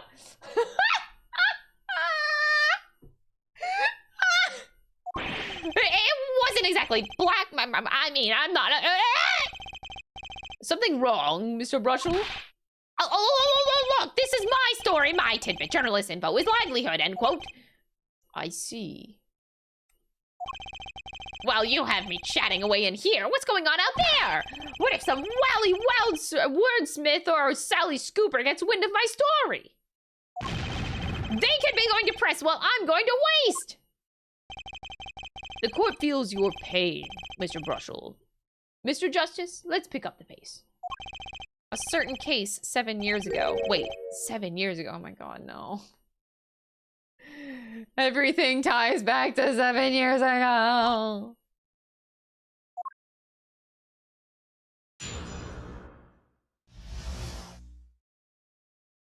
Did you guys hear about the bear from 9 years ago?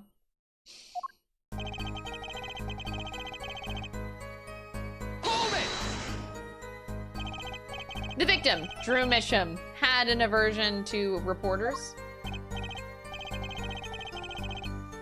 Boy, I guess. Not even my considerable charms did much for him. Oh god, okay, you think you have charm, okay. Until I finally got my thumbs up, that is. Maybe you can elaborate on that a bit for us?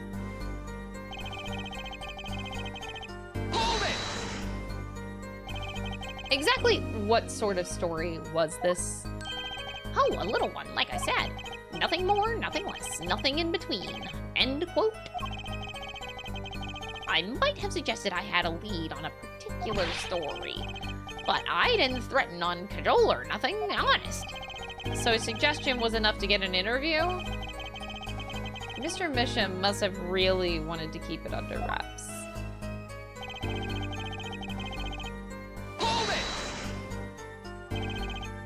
A certain case 7 years ago. Tell us, what case?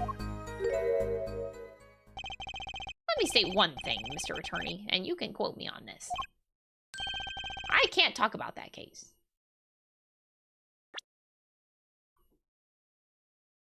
Can anyone talk about it? Because not even Phoenix, not even Phoenix can. Anybody, I'll take anybody. Can anybody talk about it? Why not? It's about journalistic pride and staunchness and credibility and connections. Journalist reveals sources only over his dead body, end quote. So what'll it be? Gonna strangle me? Dead man don't tell no tales, Mr. Attorney. Okay, he sounds pretty determined not to talk. Our chances of breaking him or his will aren't looking good. Thanks, Trucy. On the one hand, we have your story, and on the other, this letter. What makes you think that the two are related? Oh, I was just saying it's possible. Call it reporter's intuition, end quote. Hey, I say a lot of things. You're going to pick all of them apart, be my guest. All of them? No. Just the incredibly suspicious ones. I see. Anything else to add about Mr. Misham?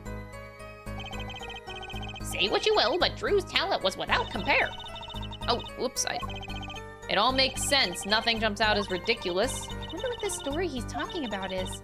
It must have been good to get an interview with a famous recluse like that. Something powerful enough to drag Drew Misham out of hiding. I wonder. Maybe it had something to do with Mr. Misham's art. Alright.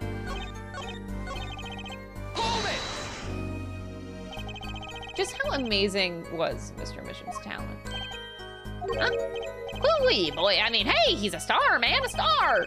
The flow of his brush is like a great undulating river across the canvas. Artist paints light up studio like sun, end quote. This guy's full of wacky gestures, but that one just now was wackier than usual. He looks kind of nervous to me, Apollo. I'm sensing something different here than before here. Maybe it's time to bring out the you-know-what. Okay, you don't need to literally tell me that.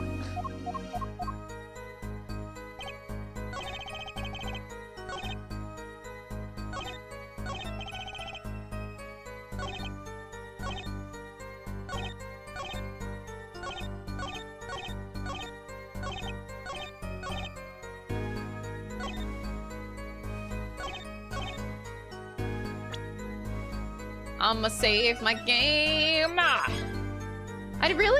I really don't want to perceive this man. Can we just do this literally any other way? Literally any other way.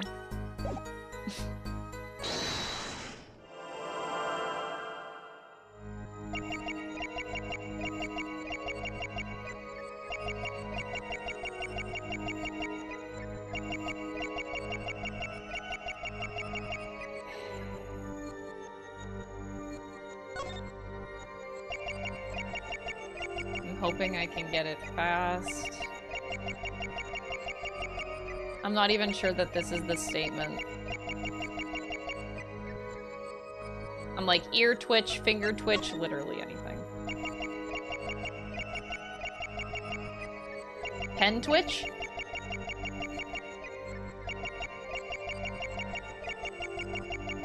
Hair twitch? Anything? Oh boy.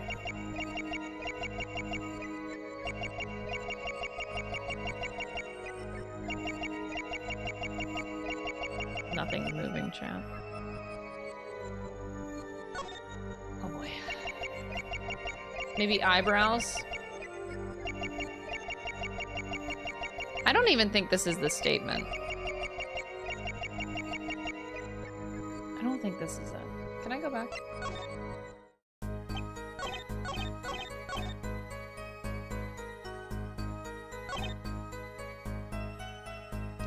Reporter leverages story, gets his interview, end quote.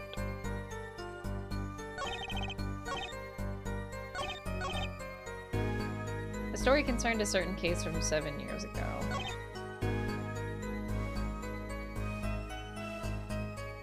Oh. Oh, it's the same thing. I really don't want to keep looking at this guy, man.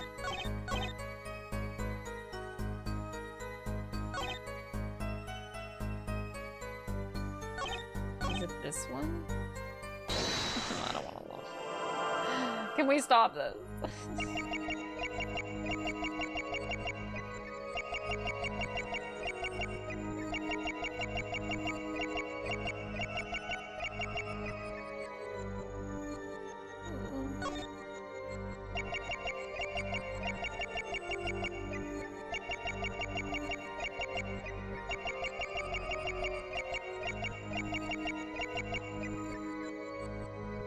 I don't want to look at this guy more than I have to. Does like toothpaste squeeze out of the bottle here?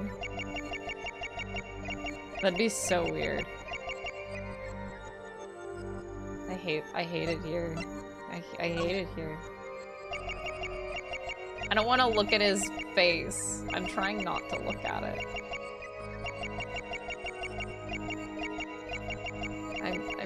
I don't want to. Okay, I just want out of here.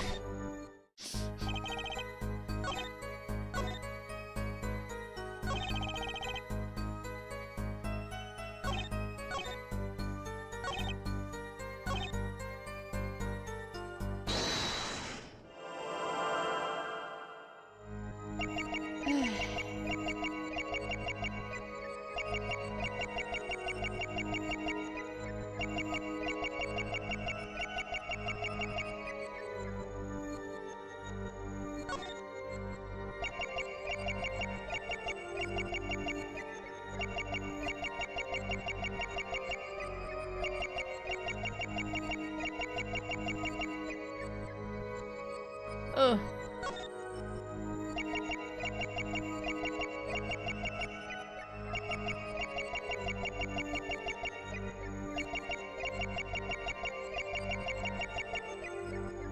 Ugh. Wait, did I just see it? No, I think that was my eyes playing tricks on me. I thought I saw it for a second. No, I'm pretty sure that was just the way that the eye is shaking. It made me think that something was moving. Yeah, damn it.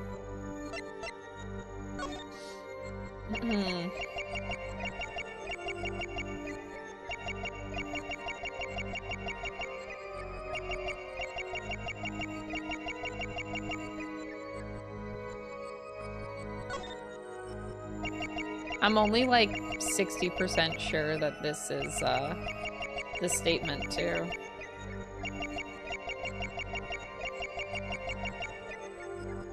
I'm not even sure this is it.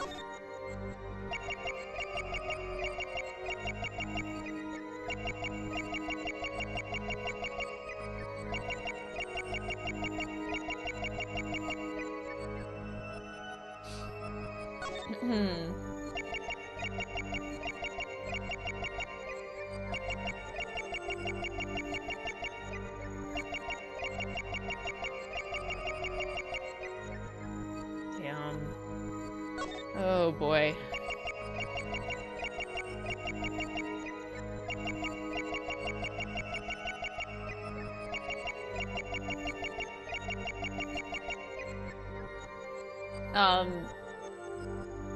Chat, only yes or no question. Is this the right statement that I need to find something on? Yes, okay. So I'm in the right place. Cool, cool. Thank you, thank you.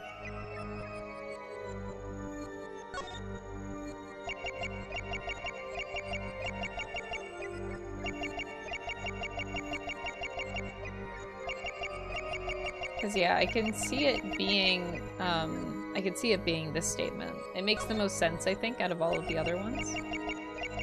It's just a matter of finding out the thing.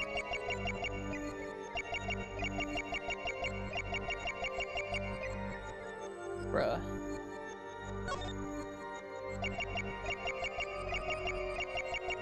I don't wanna look at this guy. I don't wanna look at this guy. Help me. Don't actually, that's not an ask for help. Literally. It's just an expression.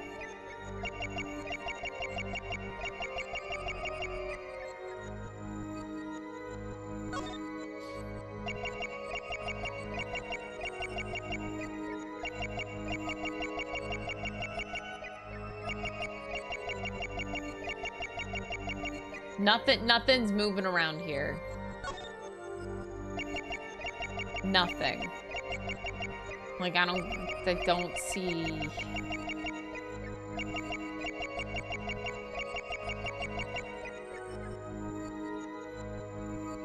This is my life now? I guess so.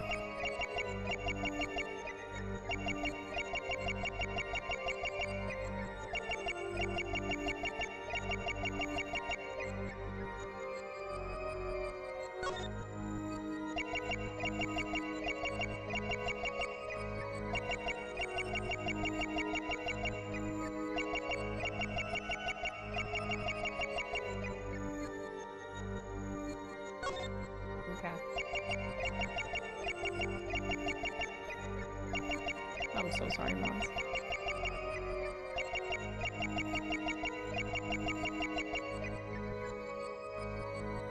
I'm avoiding looking at his face, which is probably not helping my case because I need to look at his face and I don't want to.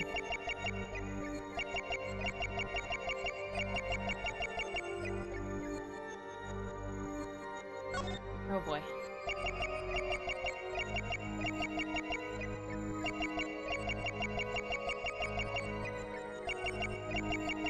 There's... Oh my god. There's nothing. You just want to frame him instead? Yikes.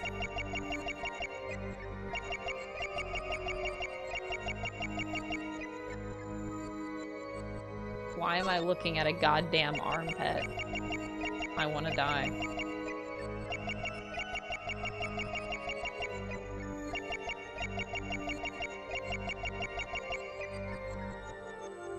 Watch it's like he gets more sweaty. I would cry. Oh my god! Oh, that is... Gotcha!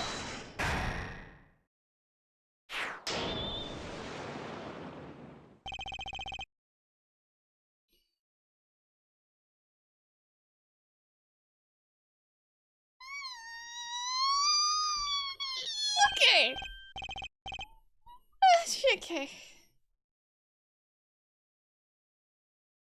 Ah, yeah, well, a man can't help his glands, you know. It's more than that. When Mr. Misham's talent was mentioned, you suddenly began to sweat buckets. You're hiding something about his talent. That's ridiculous! Evidence time! Let's show where Mr. Misham's true talents lay. Just so happens I have evidence showing the talent mentioned in that letter. I do? Wait, what was in the letter again? Sorry?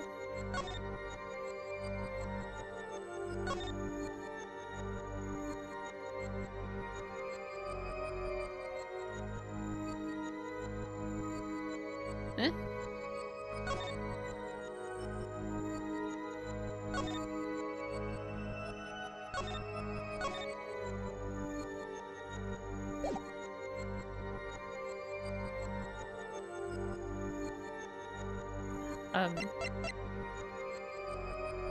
I am immediately confused.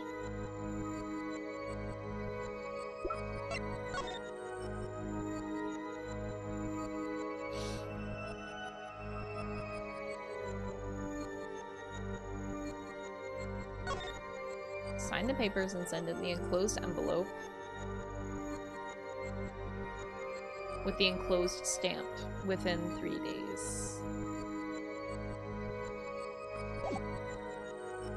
Huh? I have evidence showing the talent mentioned in that letter.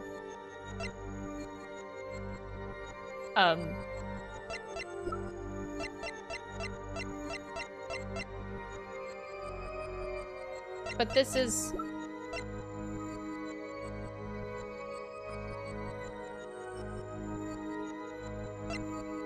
This is really confusing, actually, huh? It can't be anything else but these paintings, but these paintings are not from 7 years ago, they're from now.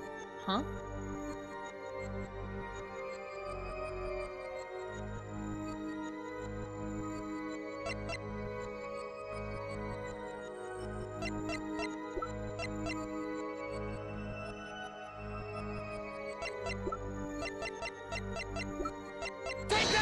It doesn't say anything, though. That's not it. It is? How? Oh, whatever. This painting was found in Mr. Misham's studio. There are two problems with this painting. The first is that it wasn't painted by Mr. Misham, and the second is that there was another painting in the studio which looked exactly like this one, except it was only half done. Then we have a letter discussing a payment of $100,000, which suggests that a certain business operation, the business of making forgeries. Dude's fucking dead.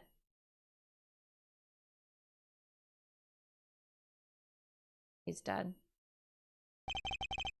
That is all, Your Honor. I would like anybody else to be on the witness stand right now. Miles Edgeworth? I'm just kidding. Everyone, please, everyone. Can we keep this private, please? This is my story, my scoop. Forgery, that's a serious crime. Drew Misham is known as an artist these days, but there were rumors he dabbled in another kind of art until a few years back. Another art, meaning forgery. Drew Misham was talented, all right. Talented at making precise, detailed fakes. A fact that certain criminal elements were quick to discover. Criminal elements? What? You can't seriously be talking about... Exactly. I'm talking about forged evidence. The rumors started circulating 7 years ago. Of fucking course. So, are we to understand that this letter, this payment of $100,000 was for... Exactly. Forging evidence nets tidy profit, end quote.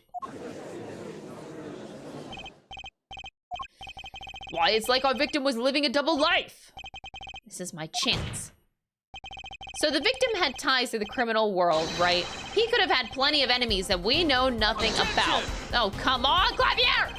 You're an ass, shut up! Anyway, this is my first time hearing of this criminal world. We certainly found no criminal connections when we conducted our investigation.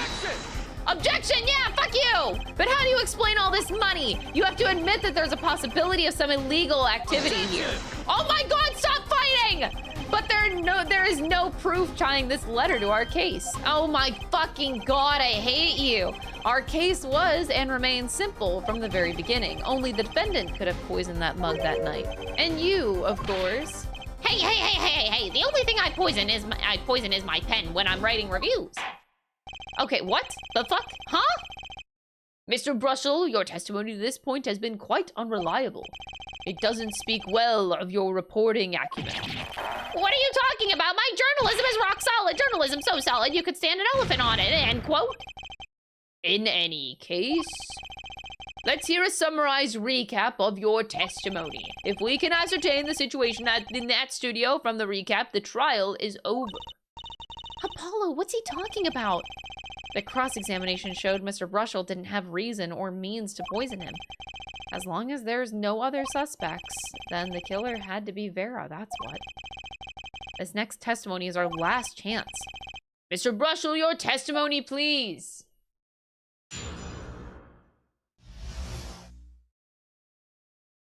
Oh boy. You know,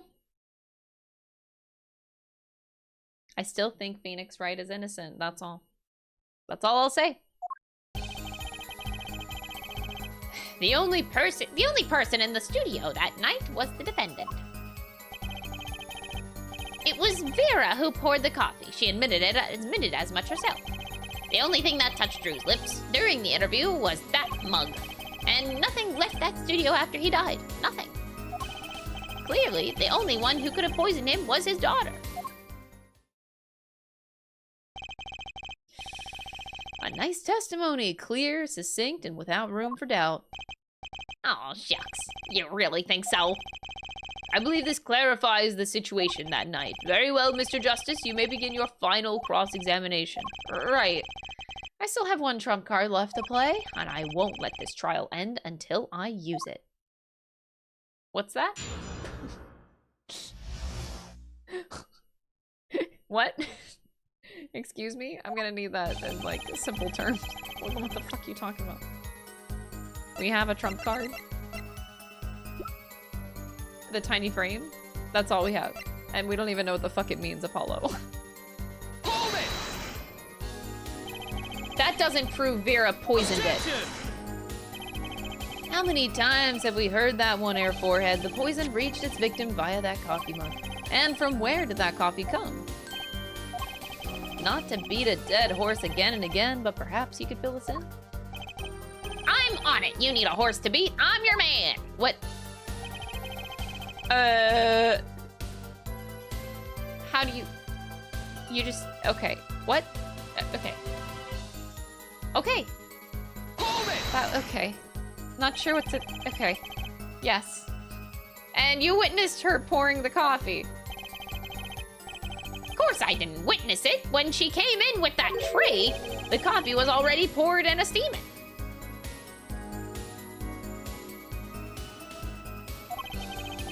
Let us not forget the defendant had admitted to pouring the coffee herself. I heard her statement. I poured, I served, and I killed. What? That last part was just a little joke. Oh my god! Not the time for jokes! I don't think I'm going to get anywhere with this coffee mug. I need to find another weak spot in this case. Hold it! She serves and she slays. Vera. You're sure about that? Well, to be really, really precise, I was busy gobbling mint candies the whole time. One of those candies might have been poisoned. Objection! Oh my god, Apollo. Yet at the time of the autopsy, no fresh fragrance of mint filled the room.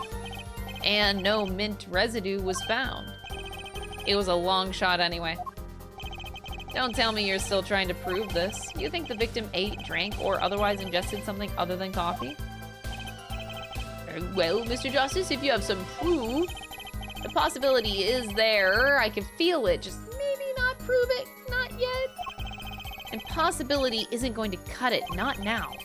Mr. Misham ingested that poison via a route other than the coffee. It's literally a picture frame, though.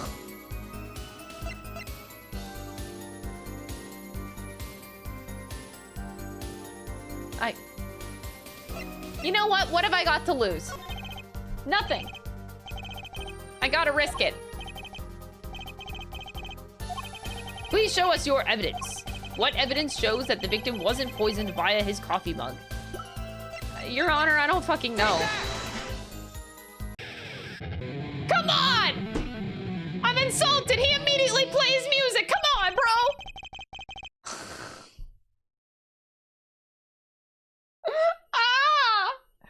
Must I explain this over and over and over? We don't need possibilities here, Air Forehead. We need proof. I know that! You should also know that every proof has its moment. Perhaps you're a bit early. So he's saying that he knows about the piece of evidence that I have. And he's like, nah, you gotta wait a little bit, bro. You just wait a little bit longer. And I'm like, what the fuck? Okay. The victim put nothing to his mouth but that coffee mug. Another hole in this case that needs plugging before I can prove anything. But first things first, I'd better uncover a weak spot before I try to strike again. So we have to come back to this. Clavier's like, no, no, no, no, no. Too early, Air Forehead, too early. Hold it! Not one thing. You're sure. Yep, sure as sure can be. Well, with one exception. One exception? What? Journalist Spark Brushel does interview, leave studio. End quote. Come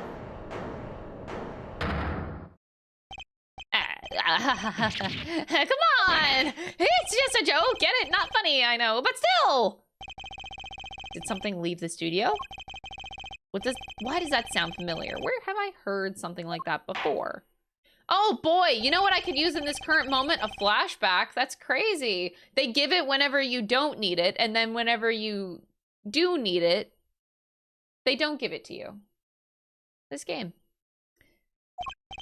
I'd like to turn to our defense attorney before returning to the testimony. Do you have any idea what, if anything, might have left the studio that night? That night specifically? None of my evidence, like, says about the stolen part, though. Actually, none of the court record was updated.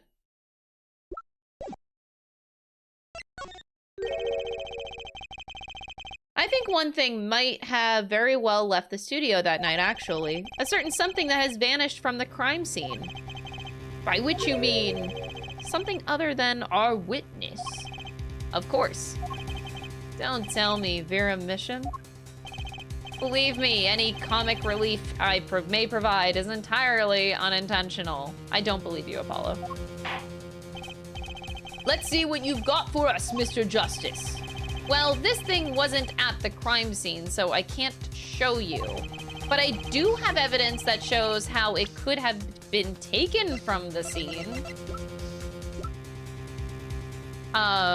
Okay, that's the direction they're going?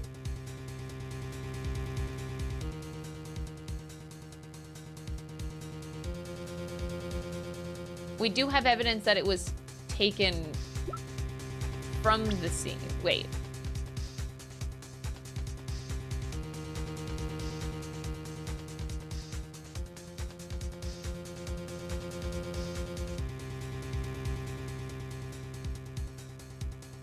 This one thing wasn't at the crime scene, so I can't show you. But evidence that shows it could have been taken.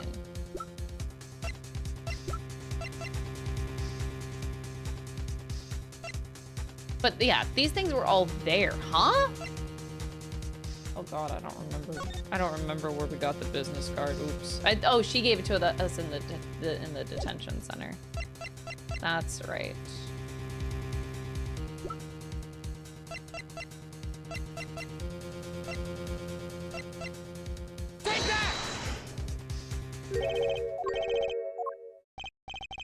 I find Prosecutor Gavin more amusing than this guy, really. I love the line before of like, believe me, any comic relief I may provide is entirely unintentional. If that was comic relief, why do I not feel amused? Bro, it's not my fault. Apollo literally gave you a warning. There goes my career in stand-up. Well, this thing wasn't at the scene of the crime, so I can't show it to you. Oh god, we still have to do this. Oh.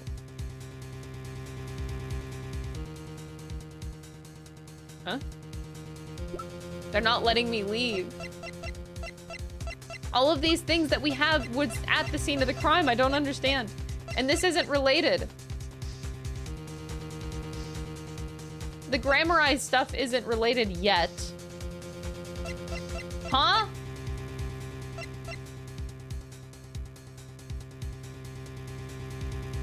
I'm actually confused.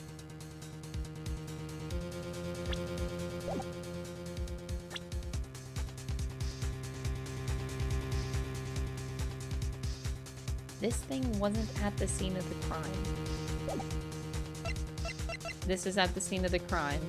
This is at the scene of the crime. And this, and this, and this, and this, and this, and this. I'm about to show my fucking badge. Like, what?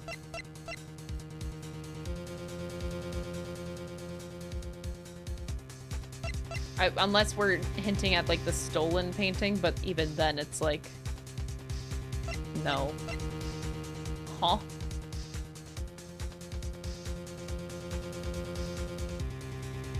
Oh, no. No, never mind. It was taken.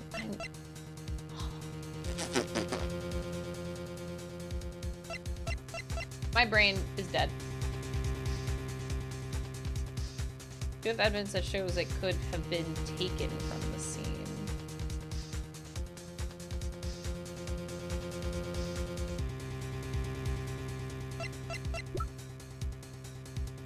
Like, I don't think this is the time for this.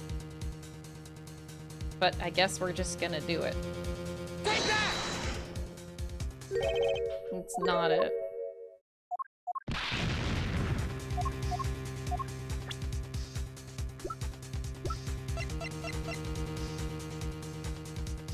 I am so confused. Am I, like, bamboozling myself by the wording?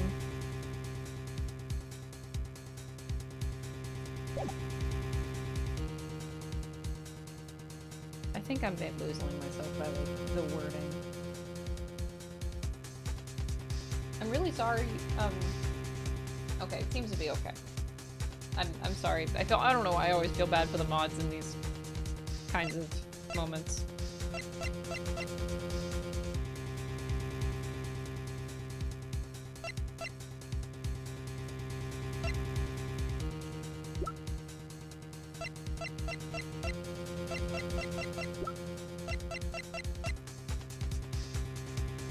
I mean, In technicality, wouldn't the coffee cup like have to have left the scene at some point to be to have like poison on it in the first place? But I think that's overreaching. What did I present last time? I presented the painting. Take that!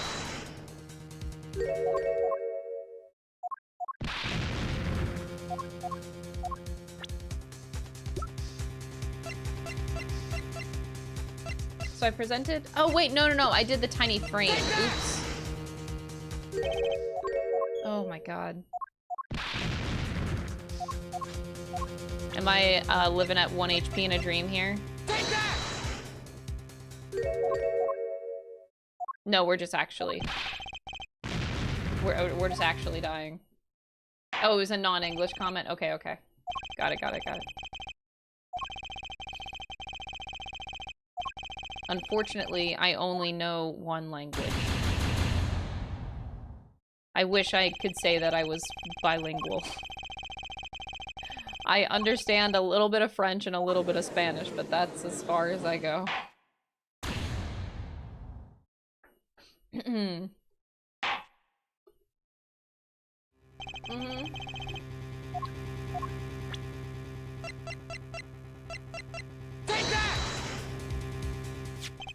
This is the only link between that studio and the outside world. What did Mr. Brushel just tell us? When he entered the studio on the night of the murder, the victim had just finished writing a letter. Yeah, I said that, and yeah, it was true. Furthermore, you went on to tell us that he put the letter in a yellow envelope and put it in the letterbox. But that very same letterbox was empty. In other words, that night the yellow envelope disappeared. Objection! Ah, yes, intriguing. So an envelope has disappeared from the scene of the crime. Of course, this changes nothing. Of course. This guy. He has a point, Mr. Justice. What we're trying to figure out is how the poison got into Mr. Misham. Is it really important that this envelope the witness says he saw disappeared? Well, if it did disappear, then something did leave the studio that night. That seems very important to me. The witness will add this to his testimony.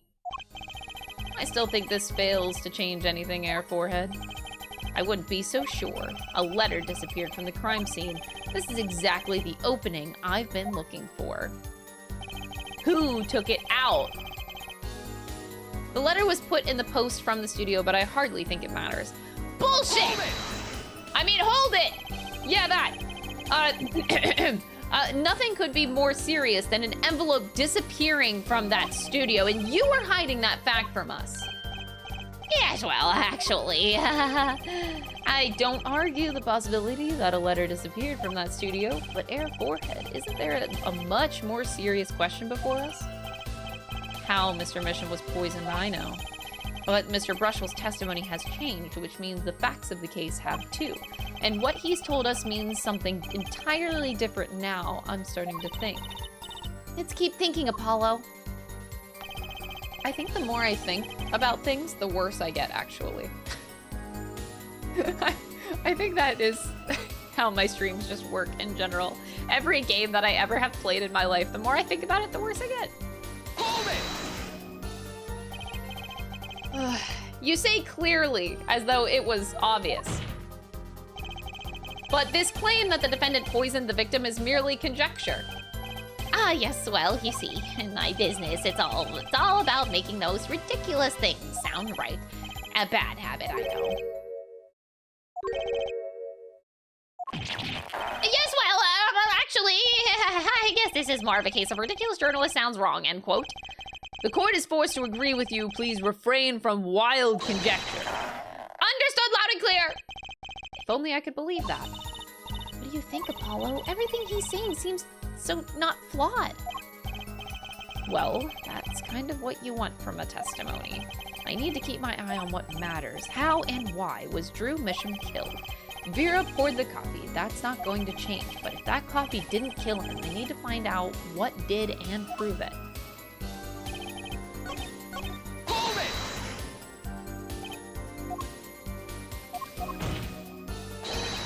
Objection! Oh my god, not this.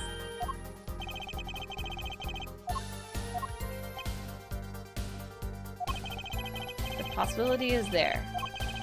Wait, we're not here yet? Oh no. We're still not, oh no.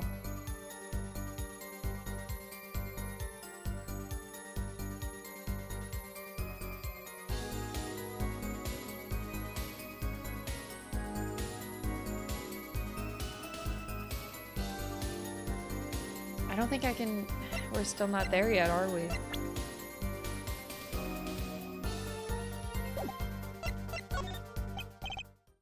It can't be proven. I do believe our little forehead is growing up. Oh, thank you. Yeah, thank you. Yeah. Pity, we like the rash, youthful forehead best. Do you really? Wait a second. We already know a letter might have left the studio that night. Couldn't that have opened another path for poisoning? The situation's already changed. I just need to take advantage of it. So that's what they were waiting for? Oh, I can do it. We can do it!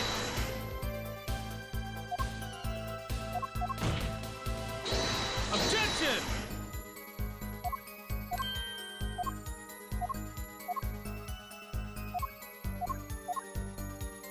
Okay. Shut up, Clavier! Fucking hate you! You extra piece of shit!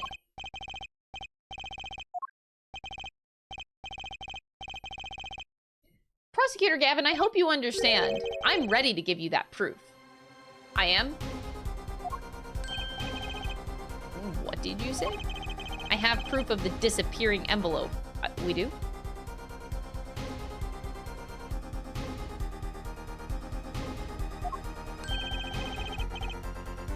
I saw him writing a letter, I did!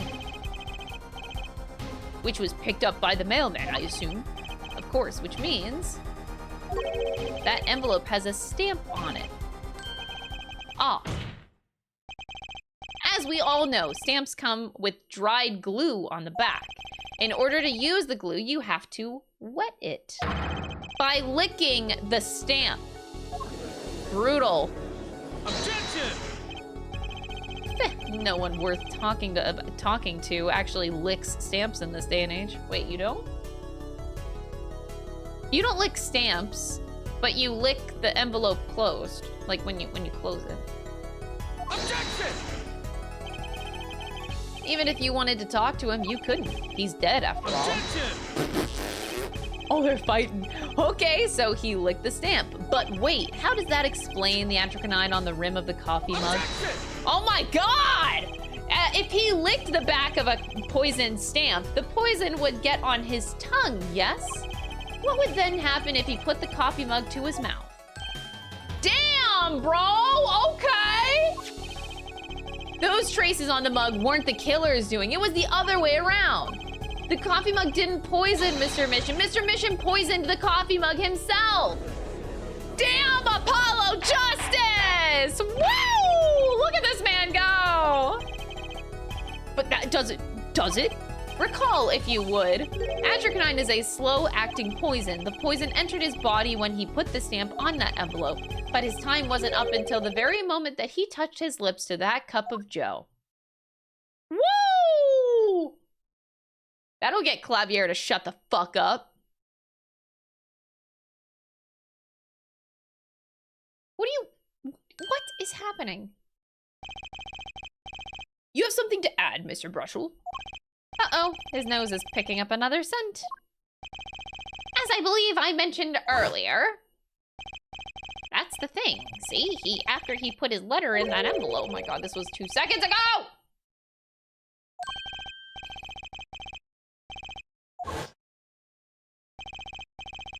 But you know, I don't seem to remember him ever finding one.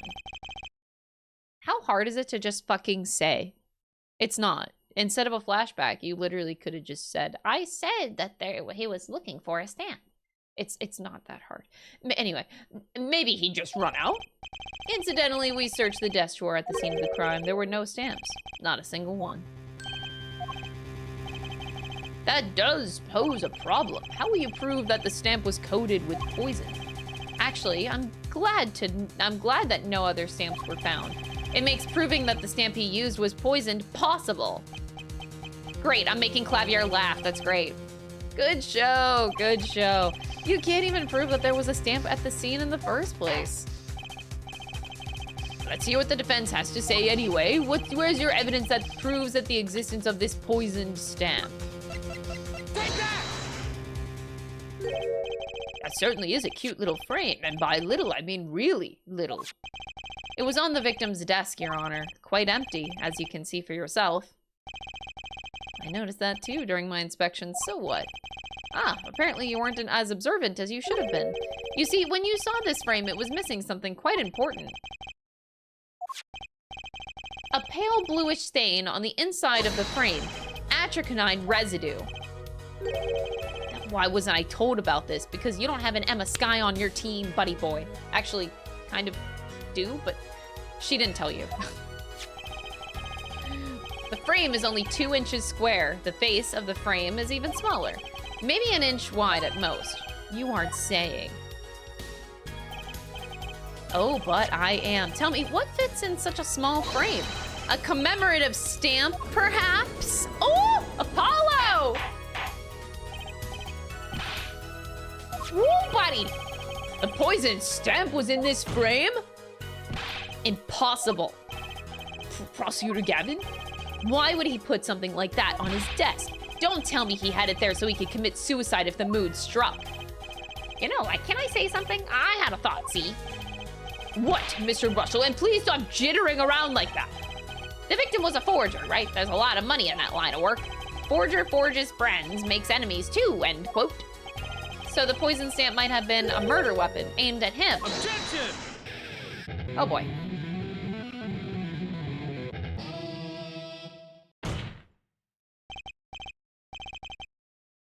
Oh, Rich. That's Rich. Leave the ridiculous flights of fancy to the Gaviner's song lyrics, please. Finally, something we agree on. The stamp was a murder weapon. Nonsense. The murder is a simple business. Who would go to such lengths? No one. Oh, I disagree. Come again? Recall, if you would, the victim's reclusive lifestyle. Drew Mission hid from the world. He avoided meetings. His only contact with the outside world was the mail. Now, if you wanted to kill someone you couldn't meet, but you knew read letters, a stamp would be the perfect weapon. Ridiculous. Where's your proof? I want proof! Show us evidence that this poison stamp was sent to him as a murder weapon.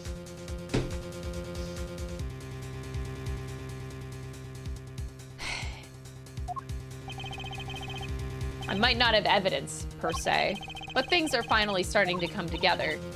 What is it, Apollo? Your fists are trembling. I think I know what happened. I don't believe it, but I can see it. I think I know how Mr. Mission was killed. Fill us in, Mr. Justice. A certain piece of evidence points to the truth, Your Honor. I can show you how someone with the intent to kill sent Mr. Mission the stamp of death.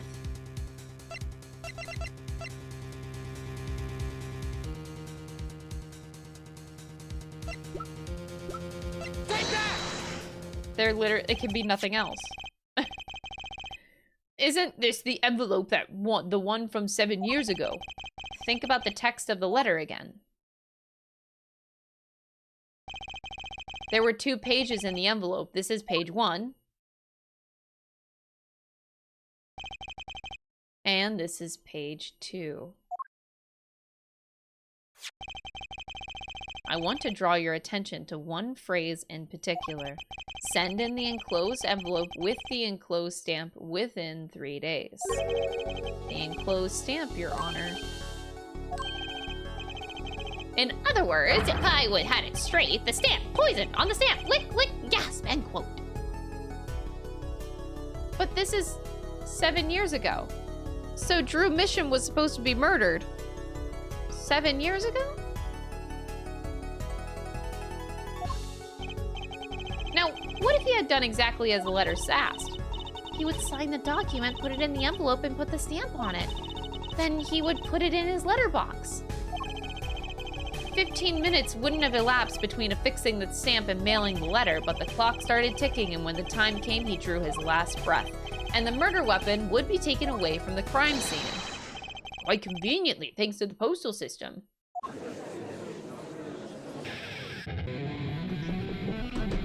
I am gonna kill this man. Stop playing air guitar in my courtroom! Such a splendid imagination you have, Air Forehead. Oh my god. I'm just gonna, like, take your ponytail and I'm just gonna yank it down. Ah! Fuck you! Wait, maybe he's into that. Wait, that can also be like a... Okay, never mind. Let me confirm one thing with you, if I might. So, this poison stamp was inside this envelope from 7 years ago, yeah? Is that what you'd have us believe, really? What? Well, it is a little bit of a stretch, but there's a possibility. Ah, a very small possibility. How small, I wonder? A poison stamp in this envelope, a stamp that then became the murder weapon? How do you intend to prove this seeming coincidence? Well, it was 7 years ago, and we don't even know who sent that letter. And your answer is silence, I see. Very well. I move to... It's not nice to pick on the Fraulein, Clavier.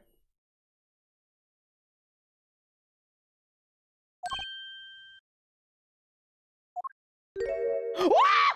I thought it was gonna be Phoenix Wright! Oh my god, what the fuck? Oh my god, stop, stop, stop, stop, stop, stop. Ah! What the fuck just happened? I thought that was gonna be Phoenix Wright! Oh my god! Why was Kristoff there? Huh?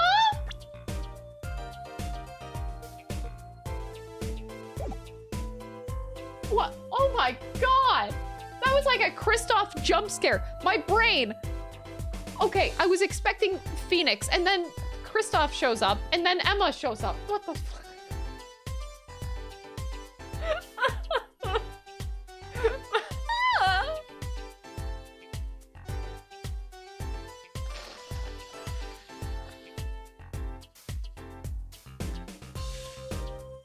Why did he see his brother?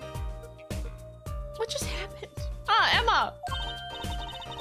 Well, like my Kristoff Gavin impression. Did I sound like him? Okay, that was fucked up. No, that was fucked up. That's what it was.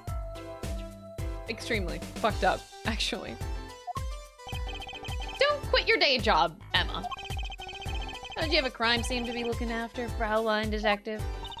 Someone had to come dig you out of all this mess you're making of this case. Mess! You know, none of this would happen if you just trusted in your science a little bit more. You can find out if that stamp was in the envelope easy. Care to explain yourself, Fraulein Detective?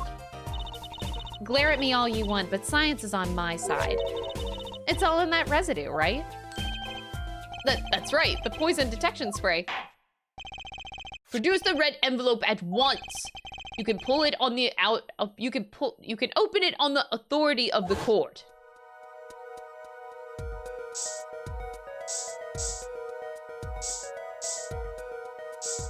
Oh my god, you can't make it go any quicker.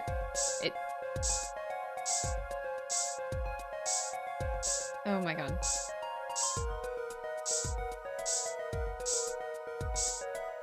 Okay, there we go.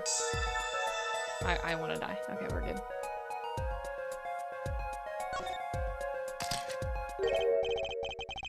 Well, would you look at that? No mistaking it. That's atroquinine residue. I don't believe it. A murder weapon from the past. Now 7 years later, it bears its fangs at last. Huh? Objection! That rhymed. Absolutely outrageous. Tell me why? Why didn't this murder take place 7 years ago? Well, there's one possibility. Maybe Mr. Mission figured it out. Figured what out? He realized that the person who sent that letter wanted him dead. So, he sent his reply with a different stamp. And put his decisive evidence in a frame, but then why would you choose? Oh no.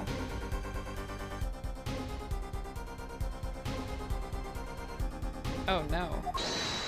Oh no. Oh god. You're still here?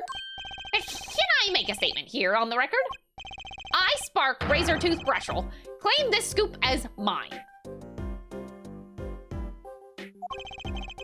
Drew Misham killed in cold blood by sender of 7-year-old letter, end quote. No, maybe something more succinct. Star falls after 7-year delay, end quote. No one asked you. I see no room for further argument here, though I admit this is all coming as quite a shock. To think that the murder weapon reached his mouth after 7 years. Stamp is ticket straight to afterlife, end quote. Judge, no. Oh my god. Bro. Uh-oh, I think the witness has a bad influence on our judge. I see no need for further debate on this matter. The sender of that letter 7 years ago could hardly have been our defendant. Apollo! I think we just won. Very well. This court finds the defendant... Objection! Shut up!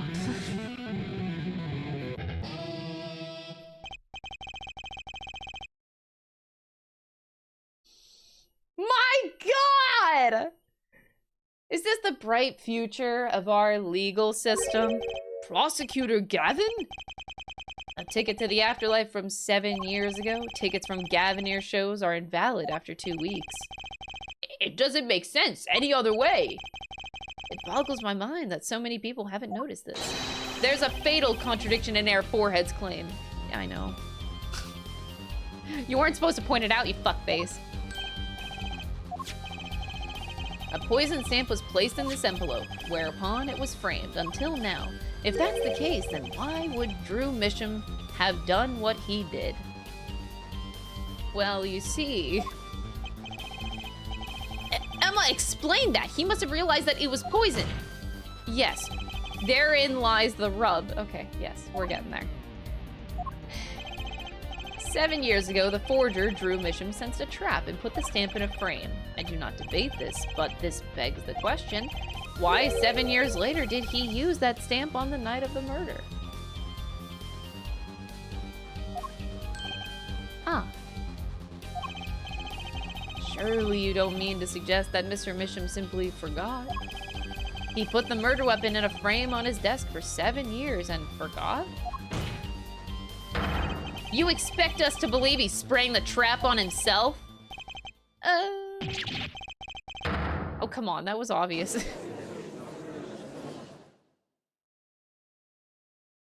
But, okay, it could be two things. Maybe he ran out of stamps. He didn't have any. But he needed to get that yellow letter out for some reason that it was worth dying for. Like, that yellow letter was that important that he had to die to get it out. That's the only thing I can think about.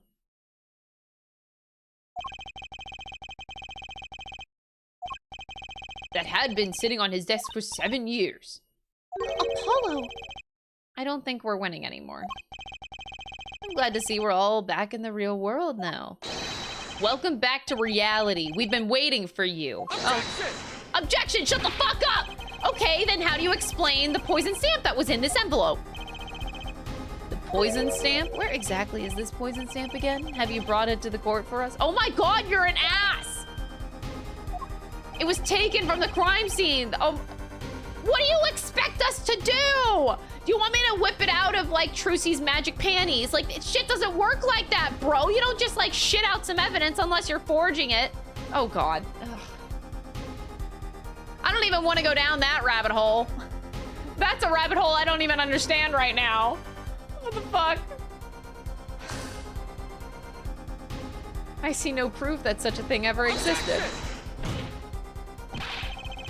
What about the atrichonine residue, huh? Oh, I agree. That does seem to be atrichonine residue. But Air Forehead, it's certainly no stamp. Yeah, but even if your precious poison stamp did exist, Drew Misham never would have used it. That is all. Ugh. I believe we've come to a conclusion again. Apollo, were we wrong the whole time? I can't believe it! The poison traces match up. It can't be a coincidence. I'd like to bring some closure to this issue sometime this year. Mr. Justice? Yes, Your Honor. Let's review the facts and see where we stand. 7 years ago, Drew Misham received a red envelope. There were traces of the poison atroquinine on the document inside that envelope. A similar trace was also found at the crime scene on this tiny picture frame. The defense has indicated the possibility of a yellow envelope, an envelope that left the scene of the crime with the poison stamp on it. But even if this envelope contained a poison stamp, and Drew Misham, knowing this, put it in a frame, he would never have used that stamp. I'm afraid you're right, which means that there is a fatal flaw in the defense's case. I haven't been on the wrong track this whole time, I'm sure of it. The traces of atroquinine, the envelope, the frame, and Drew Misham's mysterious death, they're all connected. Well, Mr. Justice, do you have a conclusion? The defense stands by its case, Your Honor. We've seen that the logical outcome from the evidence makes no sense, which means that one of our clues must be a fake. A fake clue. Fascinating. And if we find this fake, your wild fantasies will prove quite reasonable, yeah? The fake clue that's thrown us off the poison's trail is none other than...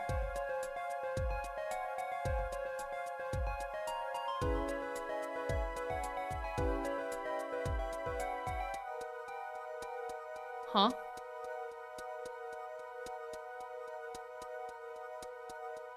I think it has to be Drew. The victim was a fake clue. I'm afraid I don't understand. I'll explain. We have an envelope, we have a frame, and a mug linked by poison. That all makes sense. What doesn't make sense is the victim himself. Congratulations, you've completely lost me.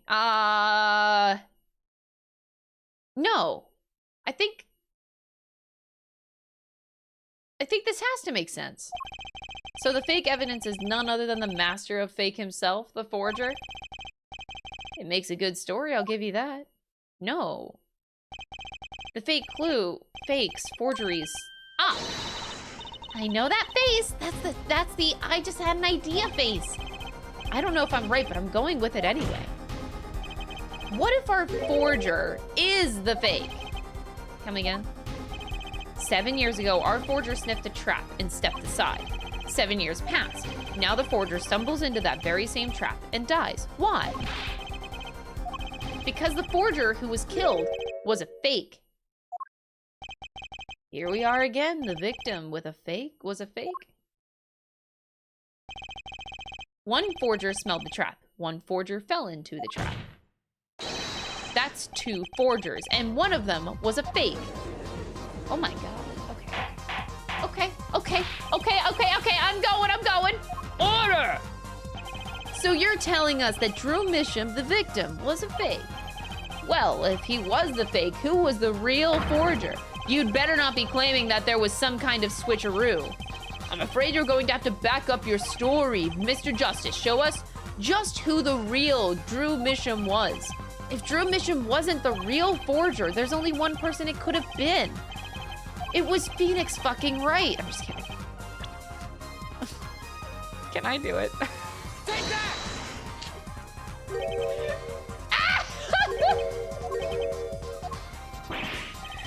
Attorney makes wild claim, becomes subject of mass ridicule, end quote. Better come up with something quick before the story goes to print. I don't even get a penalty for that? Yo, fucking worth it. It was Clavier. I don't get penalized.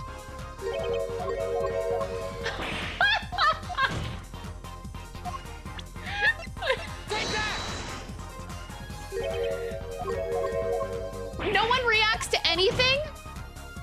No. Really? No one reacts to shit. Take that! There can only be one explanation, really. The real identity of the forger, known as Drew Misham, is none other than his only daughter, Vera Misham. I was hoping, like, if you accused the people that were standing in the courtroom, they would, like, respond and get mad, but then they didn't.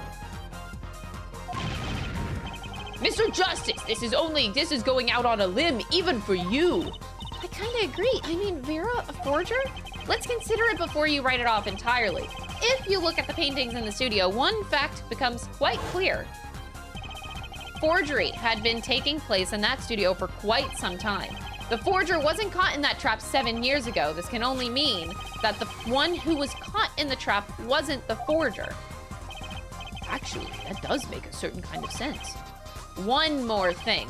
Only 2 sets of fingerprints were found in the forger studio, Drew Misham's and Vera Misham's. If we know that Drew Misham wasn't the forger, that leaves only one possibility by process of elimination. The forger was Vera Misham. Well,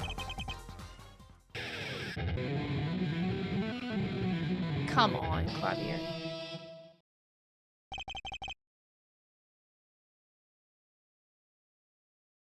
But can you back that up? Fascinating. That's all he has to say. Air guitar and just says fascinating. Wow, crazy. Vera Misham. You've been paying attention to the trial so far? Let's just ask her and be done with it, shall we? Who are you? Who is the forger, Drew Misham? Oh. Was that an expression of emotion I saw on her face? She's staring holes into Prosecutor Gavin's face.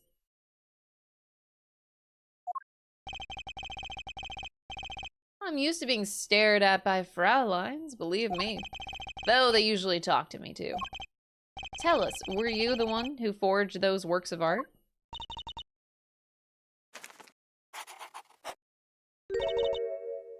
Yes. The forger, Drew Misham, was you!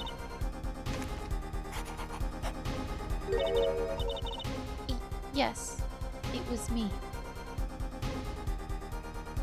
This is fine. What? But Your Honor, she's so cute. The court was in an uproar and it wasn't coming down. We had to break for a 10-minute recess. Sheesh, this is getting intense in here. Fuck. Shit.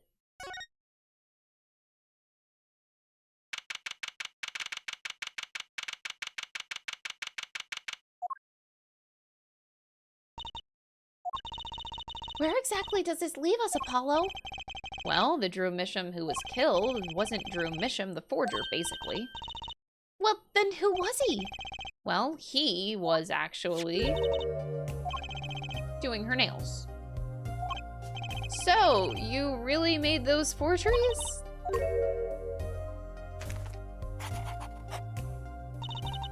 Yes.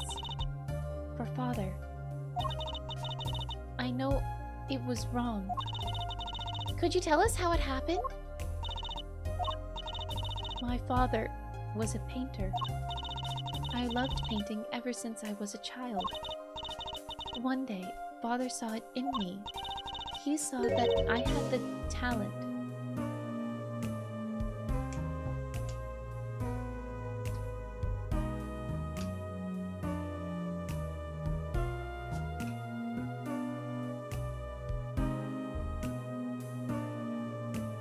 I can vibe with this. I really like this song.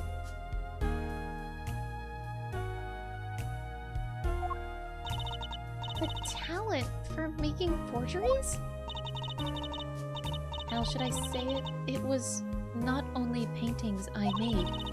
Given the materials, I could make anything. Anything. Father was so proud, and and I so happy. How old are you?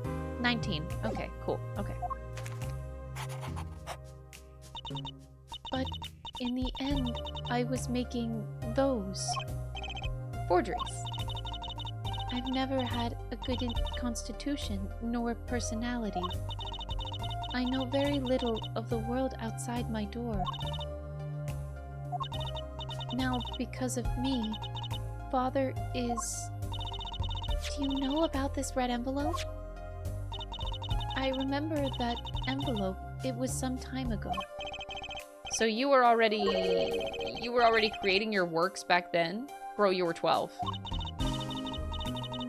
Oh my god. I started when I was only 12 years old. So the one who figured out that the stamp was poisoned, that was... Mr. Justice, it's time. To the courtroom, please. Right. Out of time. Wait, Vera, just one more thing, please! Those 3 paintings in the studio. I painted those as part of my work. Right? See, we checked them out and we saw what was underneath. We saw the rough sketches underneath the 3 finished paintings.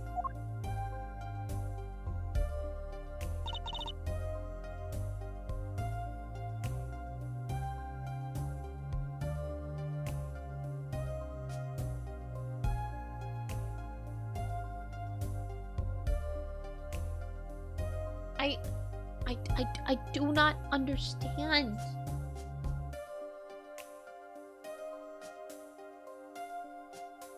There is only one person who can do this, and it doesn't make sense. There is only one person.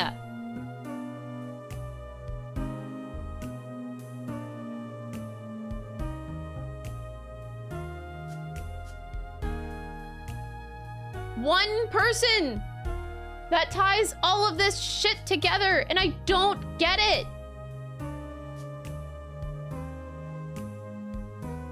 I don't understand.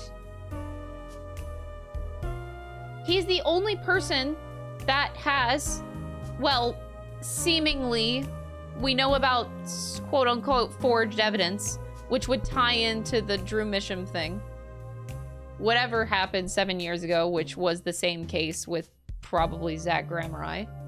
Again, Phoenix Wright was present. Again, Phoenix Wright is present in the present. He is the only person that has the full knowledge of all 3 of these cases that are current. But why would you provide this information to Vera? It doesn't make any sense. But he is the only goddamn person that has all of this information. I don't think Clavier has all of this. He wouldn't. I don't think. I should probably think about that a little bit more. But I don't get it.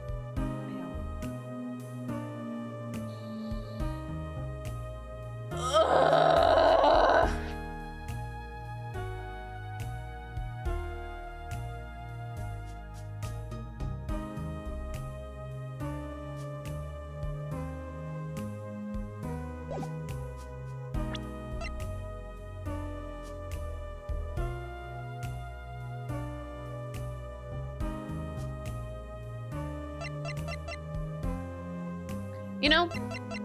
You know how easy this game would be if Phoenix just talked about anything?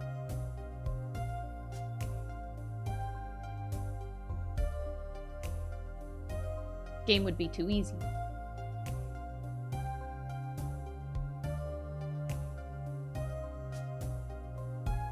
But no. You know what we gotta do? We gotta train a new fucking protagonist. That's what we gotta do. Because my name is goddamn Phoenix Wright and I can't be your protagonist anymore. So bitch, I'm gonna train the next one. That's what's going on. What the fuck?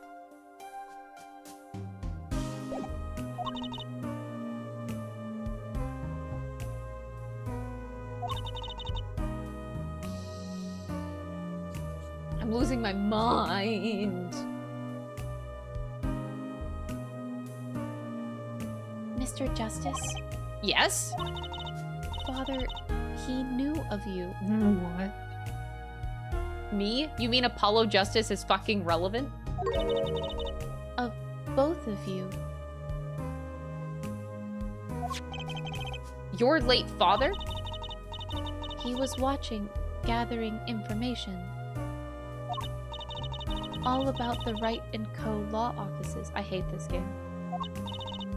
But lately, we're not doing just law. Yes, you do tricks, gags to amuse, and play piano. They're not really gags. Yet when Father heard you had resumed the legal business, how pleased he was.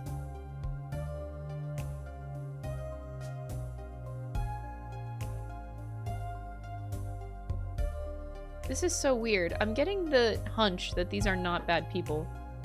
Like, doing bad things, sure, forgery is not good, but, like, they're not inherently doing a bad thing on an overarching scale is, like, the hunch that I get. It's weird.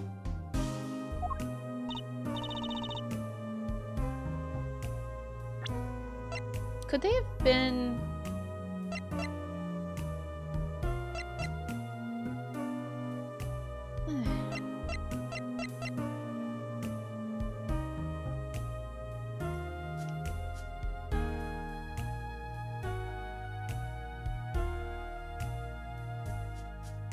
I'm wondering if they were blackmailed in any way.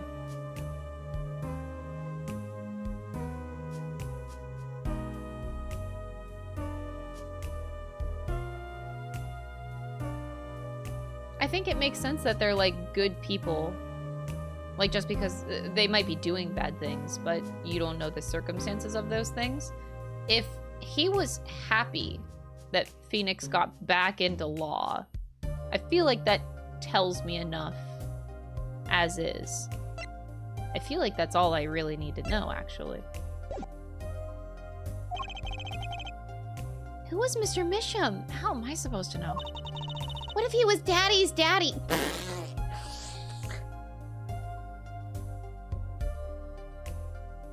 Bruh. No. Judging from the relative ages involved, I say that it's highly unlikely. Let's see. 52, 33. You know, not impossible, but like, what?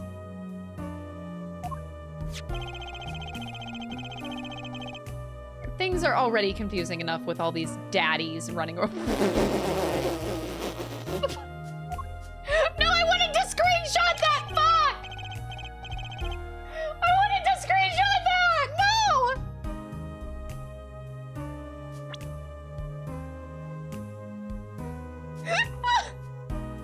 Things are already confusing enough with all these daddies running around.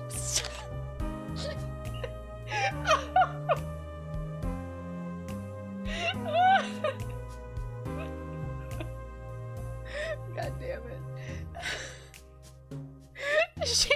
I wonder. Oh my god! I should ask Trucy if she knows Miles Edgeworth. Ugh. Trucy, have you seen Miles Edgeworth? Do you know him?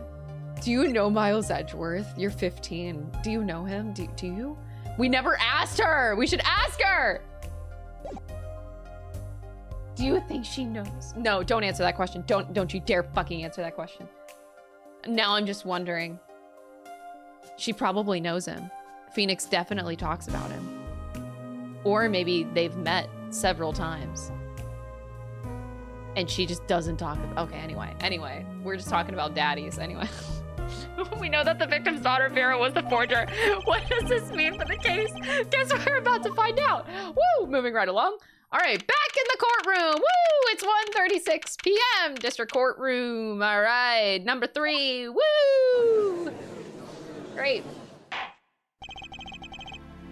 Court is now back in session. Vera seems pretty tense. She's practically chewing her fingernails clean off. Perhaps you could begin by telling us how it all worked. How did you set up this Drew Mission Forger persona? There's that stare again. She's drilling more holes into his head. I know it's hard for you, but hey, he's a handsome guy.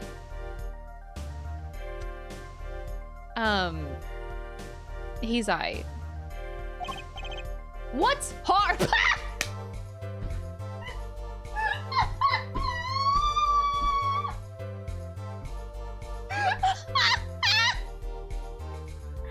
can't make that shit up! Bruh! You can't make that up! That's so good! Sweetie! I love this video game.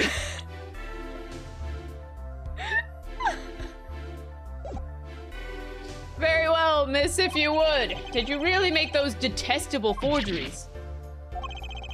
Perhaps you'd rather answer my question. Were you the one who painted that painting? The remarkably similar one? Yes. I painted it, yes. Father praised me quite highly for it. So she was the one who made the forgeries. Yet she did not wish to reveal the truth of their operation. So the victim was a stand-in, a decoy. So the world at large, he was the forger, not her. I've done a bad thing. I have, haven't I? Regardless, we need a little bit more information about, for instance, this. You have seen this before, yeah? Yes. It was in the desk drawer. Tell us everything you know about this envelope. Janet Sue deserves a life in comfort and luxury and glory. Yes. Yes, she does. Oh.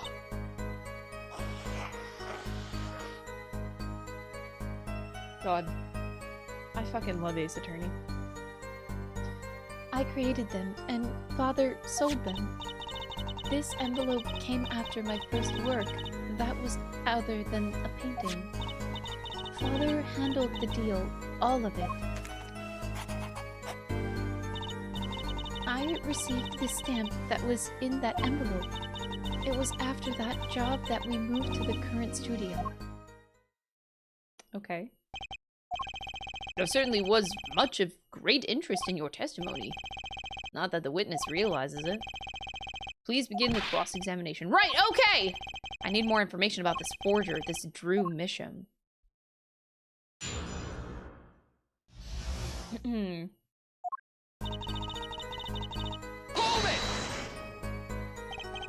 So these things that you were making, you mean paintings identical to other paintings?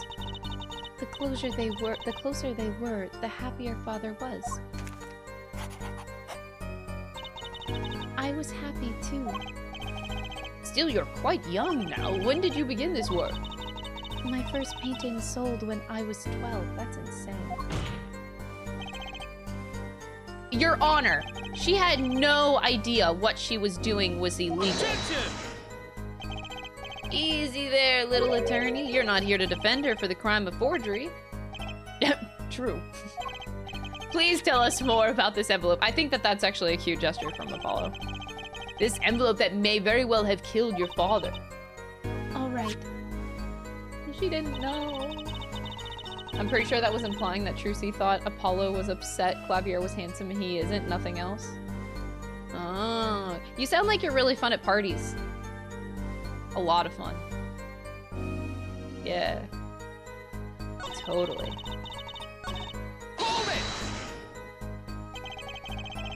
By other than a painting, you mean you'd only done paintings up to that point? Yes. But Father had a realization.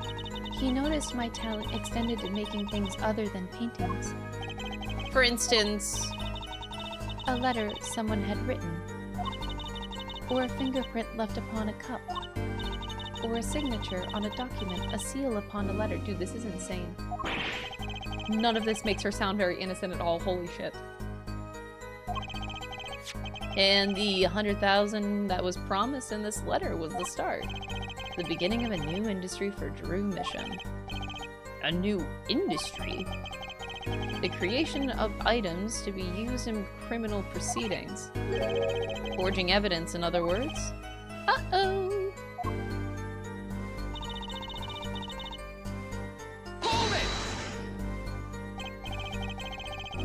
So you didn't know how the things that you were making were being used. I enjoy painting very much. This poor girl. God damn it. Like, what the hell? I think I understand. The Fraulein has lived in an unusual little world. Can you tell us what happened to the papers that were in this envelope? Father signed them and sent them back, I believe. Did he follow the instructions? Send in the enclosed envelope with the enclosed stamp. This is rather important matter. Give it some thought. I received that stamp that was in the envelope. What do you mean you received it?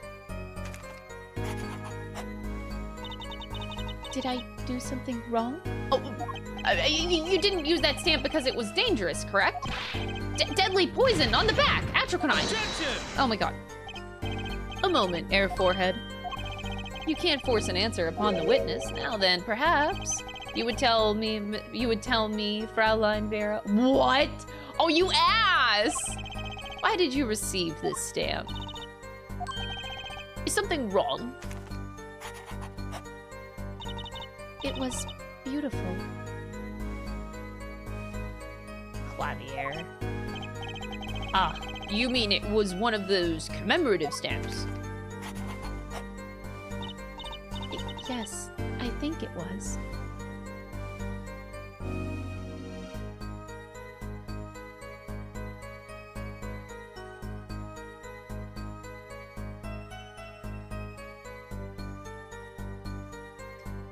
Okay, if I'm going down a rabbit hole that this is Phoenix's contact, basically.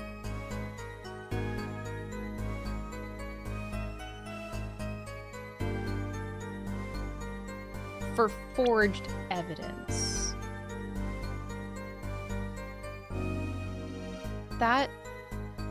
So 7 years ago, that same case with, like, Zach Gramarye.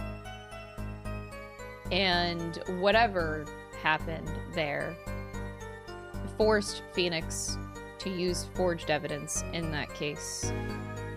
And then he basically fired himself. He left law because he didn't like that he had to do that. So then he looked into changing the system. I get that. And then... So it's these people that he turned to. I'm just trying to, like, put this all together. So...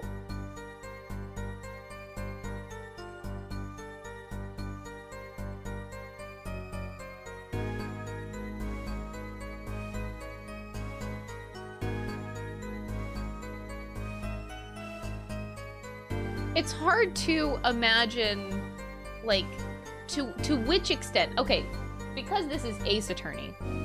Because this is Ace Attorney, it's hard to believe that something is just a coincidence. You know, like, 9 times out of 10, more like 10 times out of 10, everything always ties together in these games, right? It's not, nothing is, like, just a coincidence. So I also think of the fact of, I'm like, well, the Gaviners band started 7 years ago, too. It seems like a moot point. But my ass is like, that also has to be in this story somewhere, too. Because that can't be a coincidence that the band also started at the same time with corrupted members, like the detective. Maybe Kristoff was in it. I don't fucking know. Just there's too much coincidence. And then I think about the relationship that Phoenix would have with these people. You would think it'd be genuine. Like, he's not... Ooh, this is sticky. Wait a second! There's like a big point that I'm missing here. If this is my current story and my current line of thinking, there's one very big gaping problem. And that is...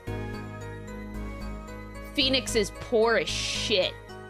Phoenix can't afford forged evidence.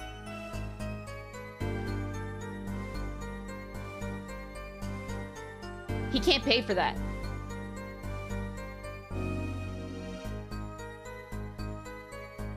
How the goddamn fuck do you afford that?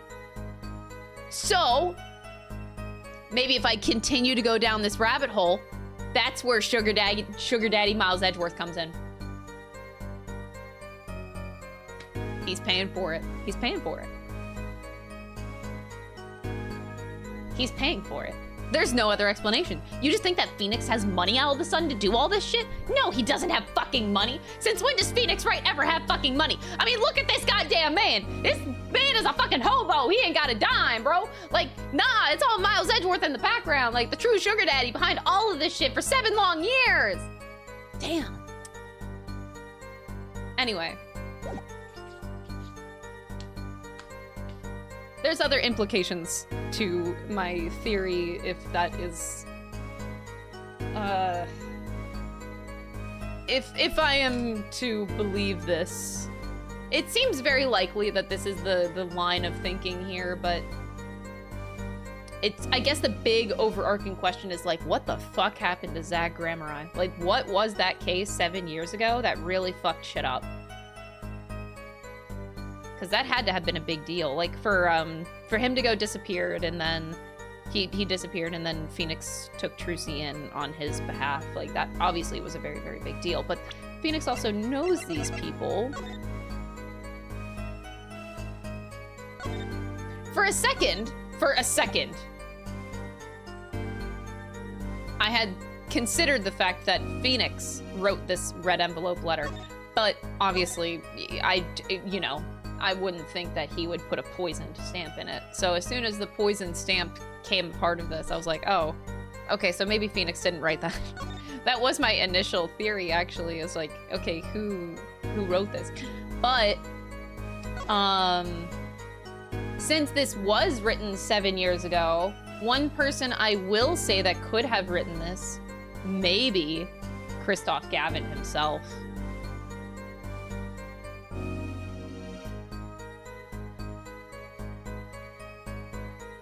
That's a very smart thing to do. I don't know, I like that type of killing. I'm like, no smart, dude. That's pretty intelligent. I'm just saying, like, my first line of thinking is actually that, you know, it has to be somebody 7 years ago that sent that letter. It's either somebody that we currently know or somebody that we have yet to meet in the game. I think that we do know the person, and I do think that it's likely that it's Christoph. That's my guess. I don't know if it's a good one, but that's my best guess right now. So, you didn't know about the poison?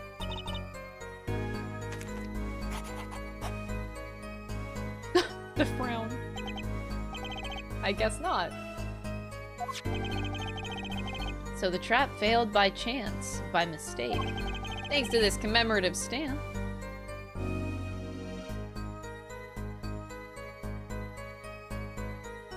Wait a second, if I go... No, I won't go down the rabbit hole. Yet. But I actually think that makes a lot of sense.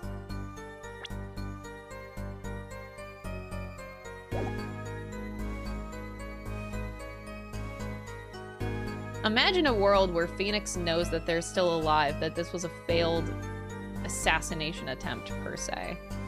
Phoenix knows this whole time that it's Christoph. No, he wouldn't know. Because, like, and that's why he kept him close all these years. Nah. Like, oh, this is so weird to think about. This is so weird to think about.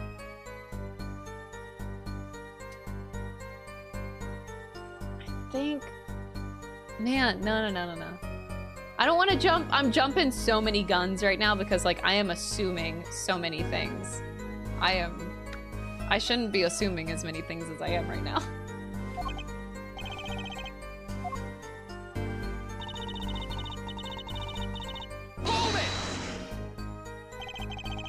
You mean you moved to where the current Drew studio is? Yes, we saw very few people there. I began drawing picture books. This single job had tied them to the criminal underworld. I'd think that Mr. Misham wished to reduce their visibility in the world at large. When we had to meet someone for some reason, Father posed as the creator of the work. So that was the real essence of the artist, Drew Misham. You did the work, and he supplied the face. You really didn't know anything, did you? You had no idea how much danger you were in.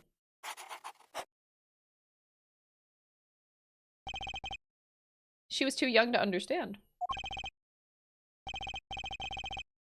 About this commemorative stamp, could you tell us more about it?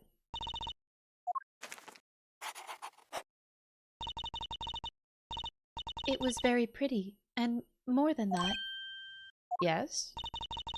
it was a picture of people I liked at the time. Oh no. This is something new. Clavier, these moments, why? Why? Apparently, we've got some cross-examination yet ahead of us. If you'd be so kind as to continue your testimony, Fraulein.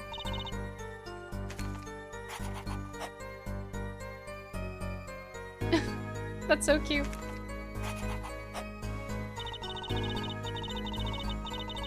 Oh, I knew it!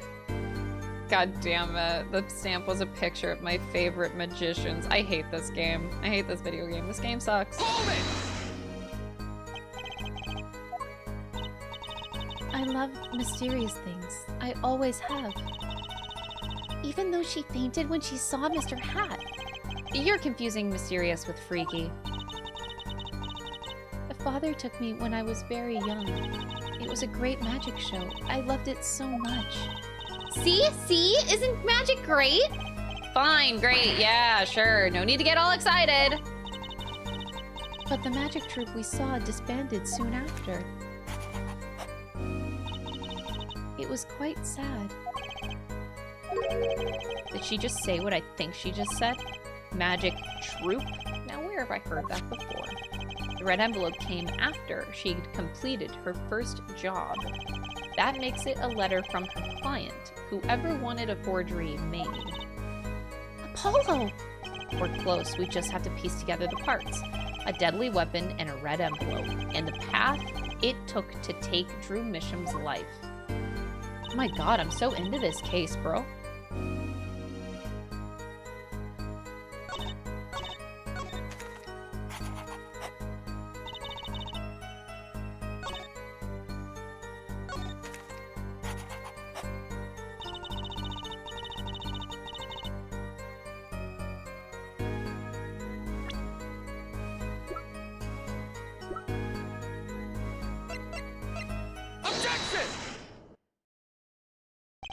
Those magicians you like.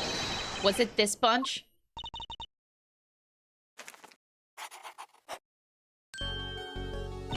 Apollo, they're not a bunch! Thanks, Jersey. Still, I have to wonder why include a commemorative stamp like that in a business letter? Good question. Well, pretty stamps are always better, and you can't beat Troop Gramarye. But the whole murder plan was a failure because of it. Ironic, don't you think, Prosecutor Gavin? He's sweating, bruh.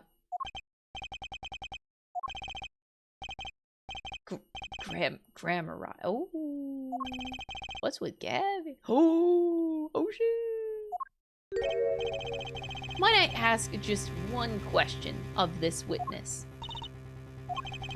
In your testimony just now, you stated this was your first work that was other than a painting.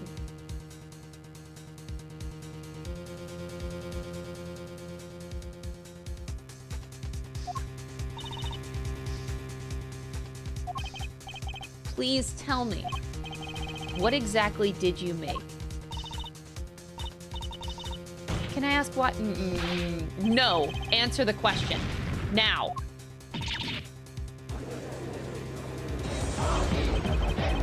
This is so juicy!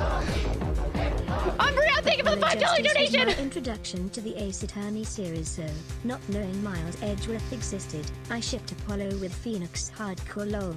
I was hoping Apollo could make Phoenix happy again like the gay baby I was lol.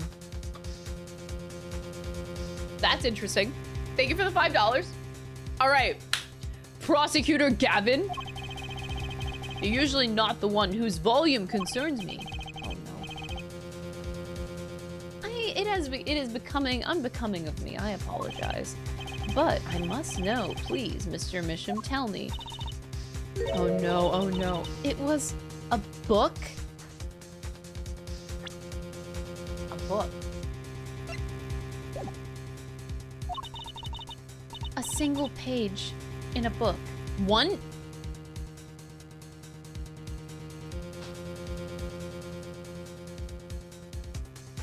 Oh no. A book. Please be more specific.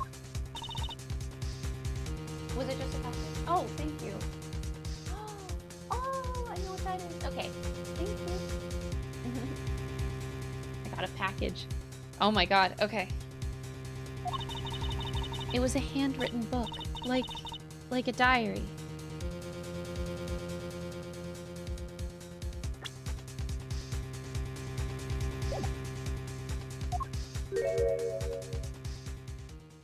Bruh! He's sweating so much.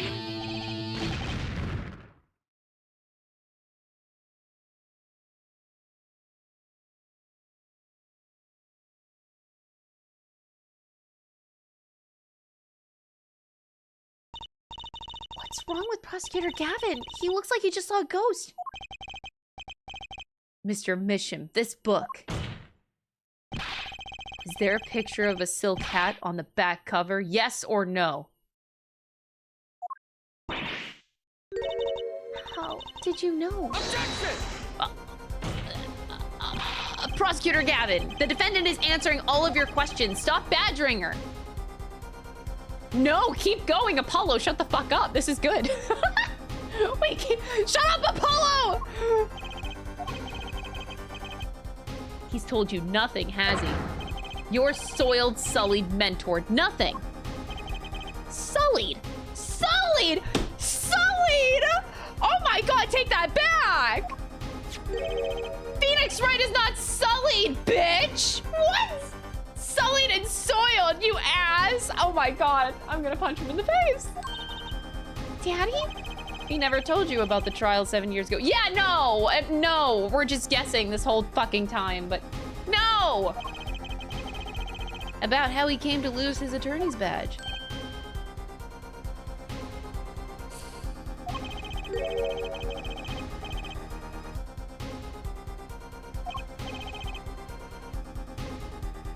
Oh my god.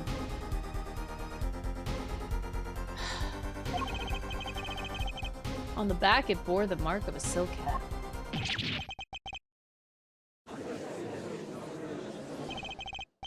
Phoenix Wright, tossed out of the profession by false evidence.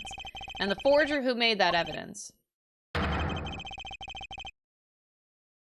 I am getting a backwards impression right now. God. I don't know why. The game is making me think that it's a different type of relationship, but I get a different impression, but I can't describe my hunch. It's just a hunch. It's just a hunch. Like, it was...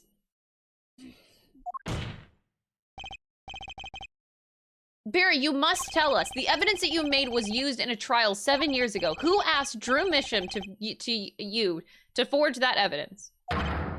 For all our sakes, who was it? Well, we know the who, but I want to know the why, not the who. We only met once. You met the client? Well, who was it?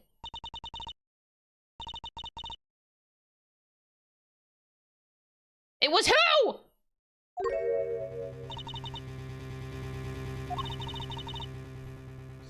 Oh my god! What's going on with Vera? She's staring at Prosecutor Gavin's face again. Cause it's, oh my god, cause it's fucking Gavin! Is there something about me? Oh my god. I remember who gave me the book, the diary. Who was it? That doesn't make sense. Vera! Oh my god.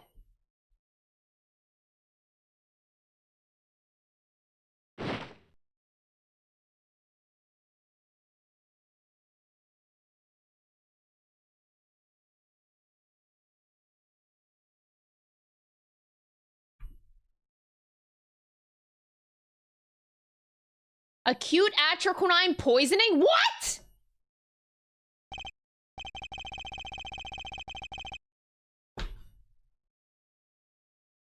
Whoa, I thought she just passed out from stress. No, fuck it. What? This ends the recording of the trial for the murder of Drew Mission. Vera Mission was, during the trial, poisoned by an unknown... What?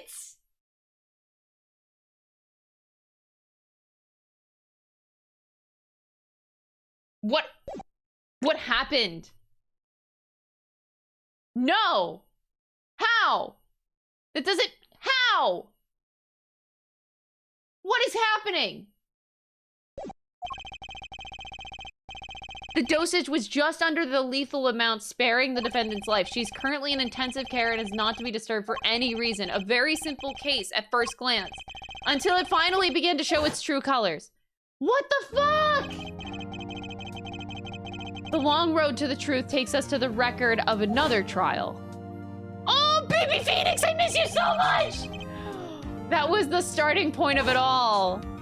Oh my god, it's the baby in the courtroom! Oh my god, wait, oh, Jesus Christ! Oh my god, he has short hair? Holy shit, okay. Woo! That is where we must go. Oh my god, she's so baby! She's like 8 years old! To find the whole truth. Stop! I can't stop here. No!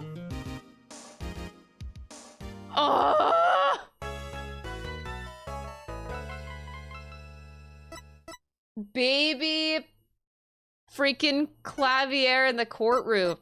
So he's 24 in this game, so I didn't expect him to be prosecuting at the age of 17, so I had thoroughly convinced myself that he wasn't going to be a part of the case 7 years ago, apart from just being Kristoff's brother. I didn't think he'd be the prosecutor back then, because he's too young. He's too young. Jesus.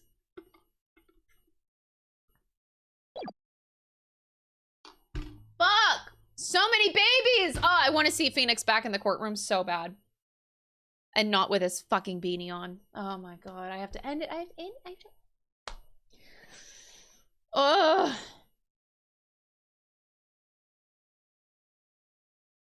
I don't understand. How does that make sense?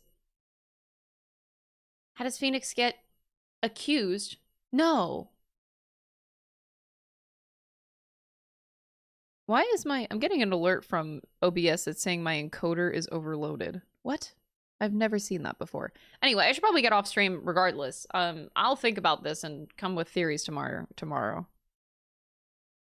Okay, anyway, I'll see you guys tomorrow. I'm gonna think about this. Okay, thank you for watching. Bye, everybody.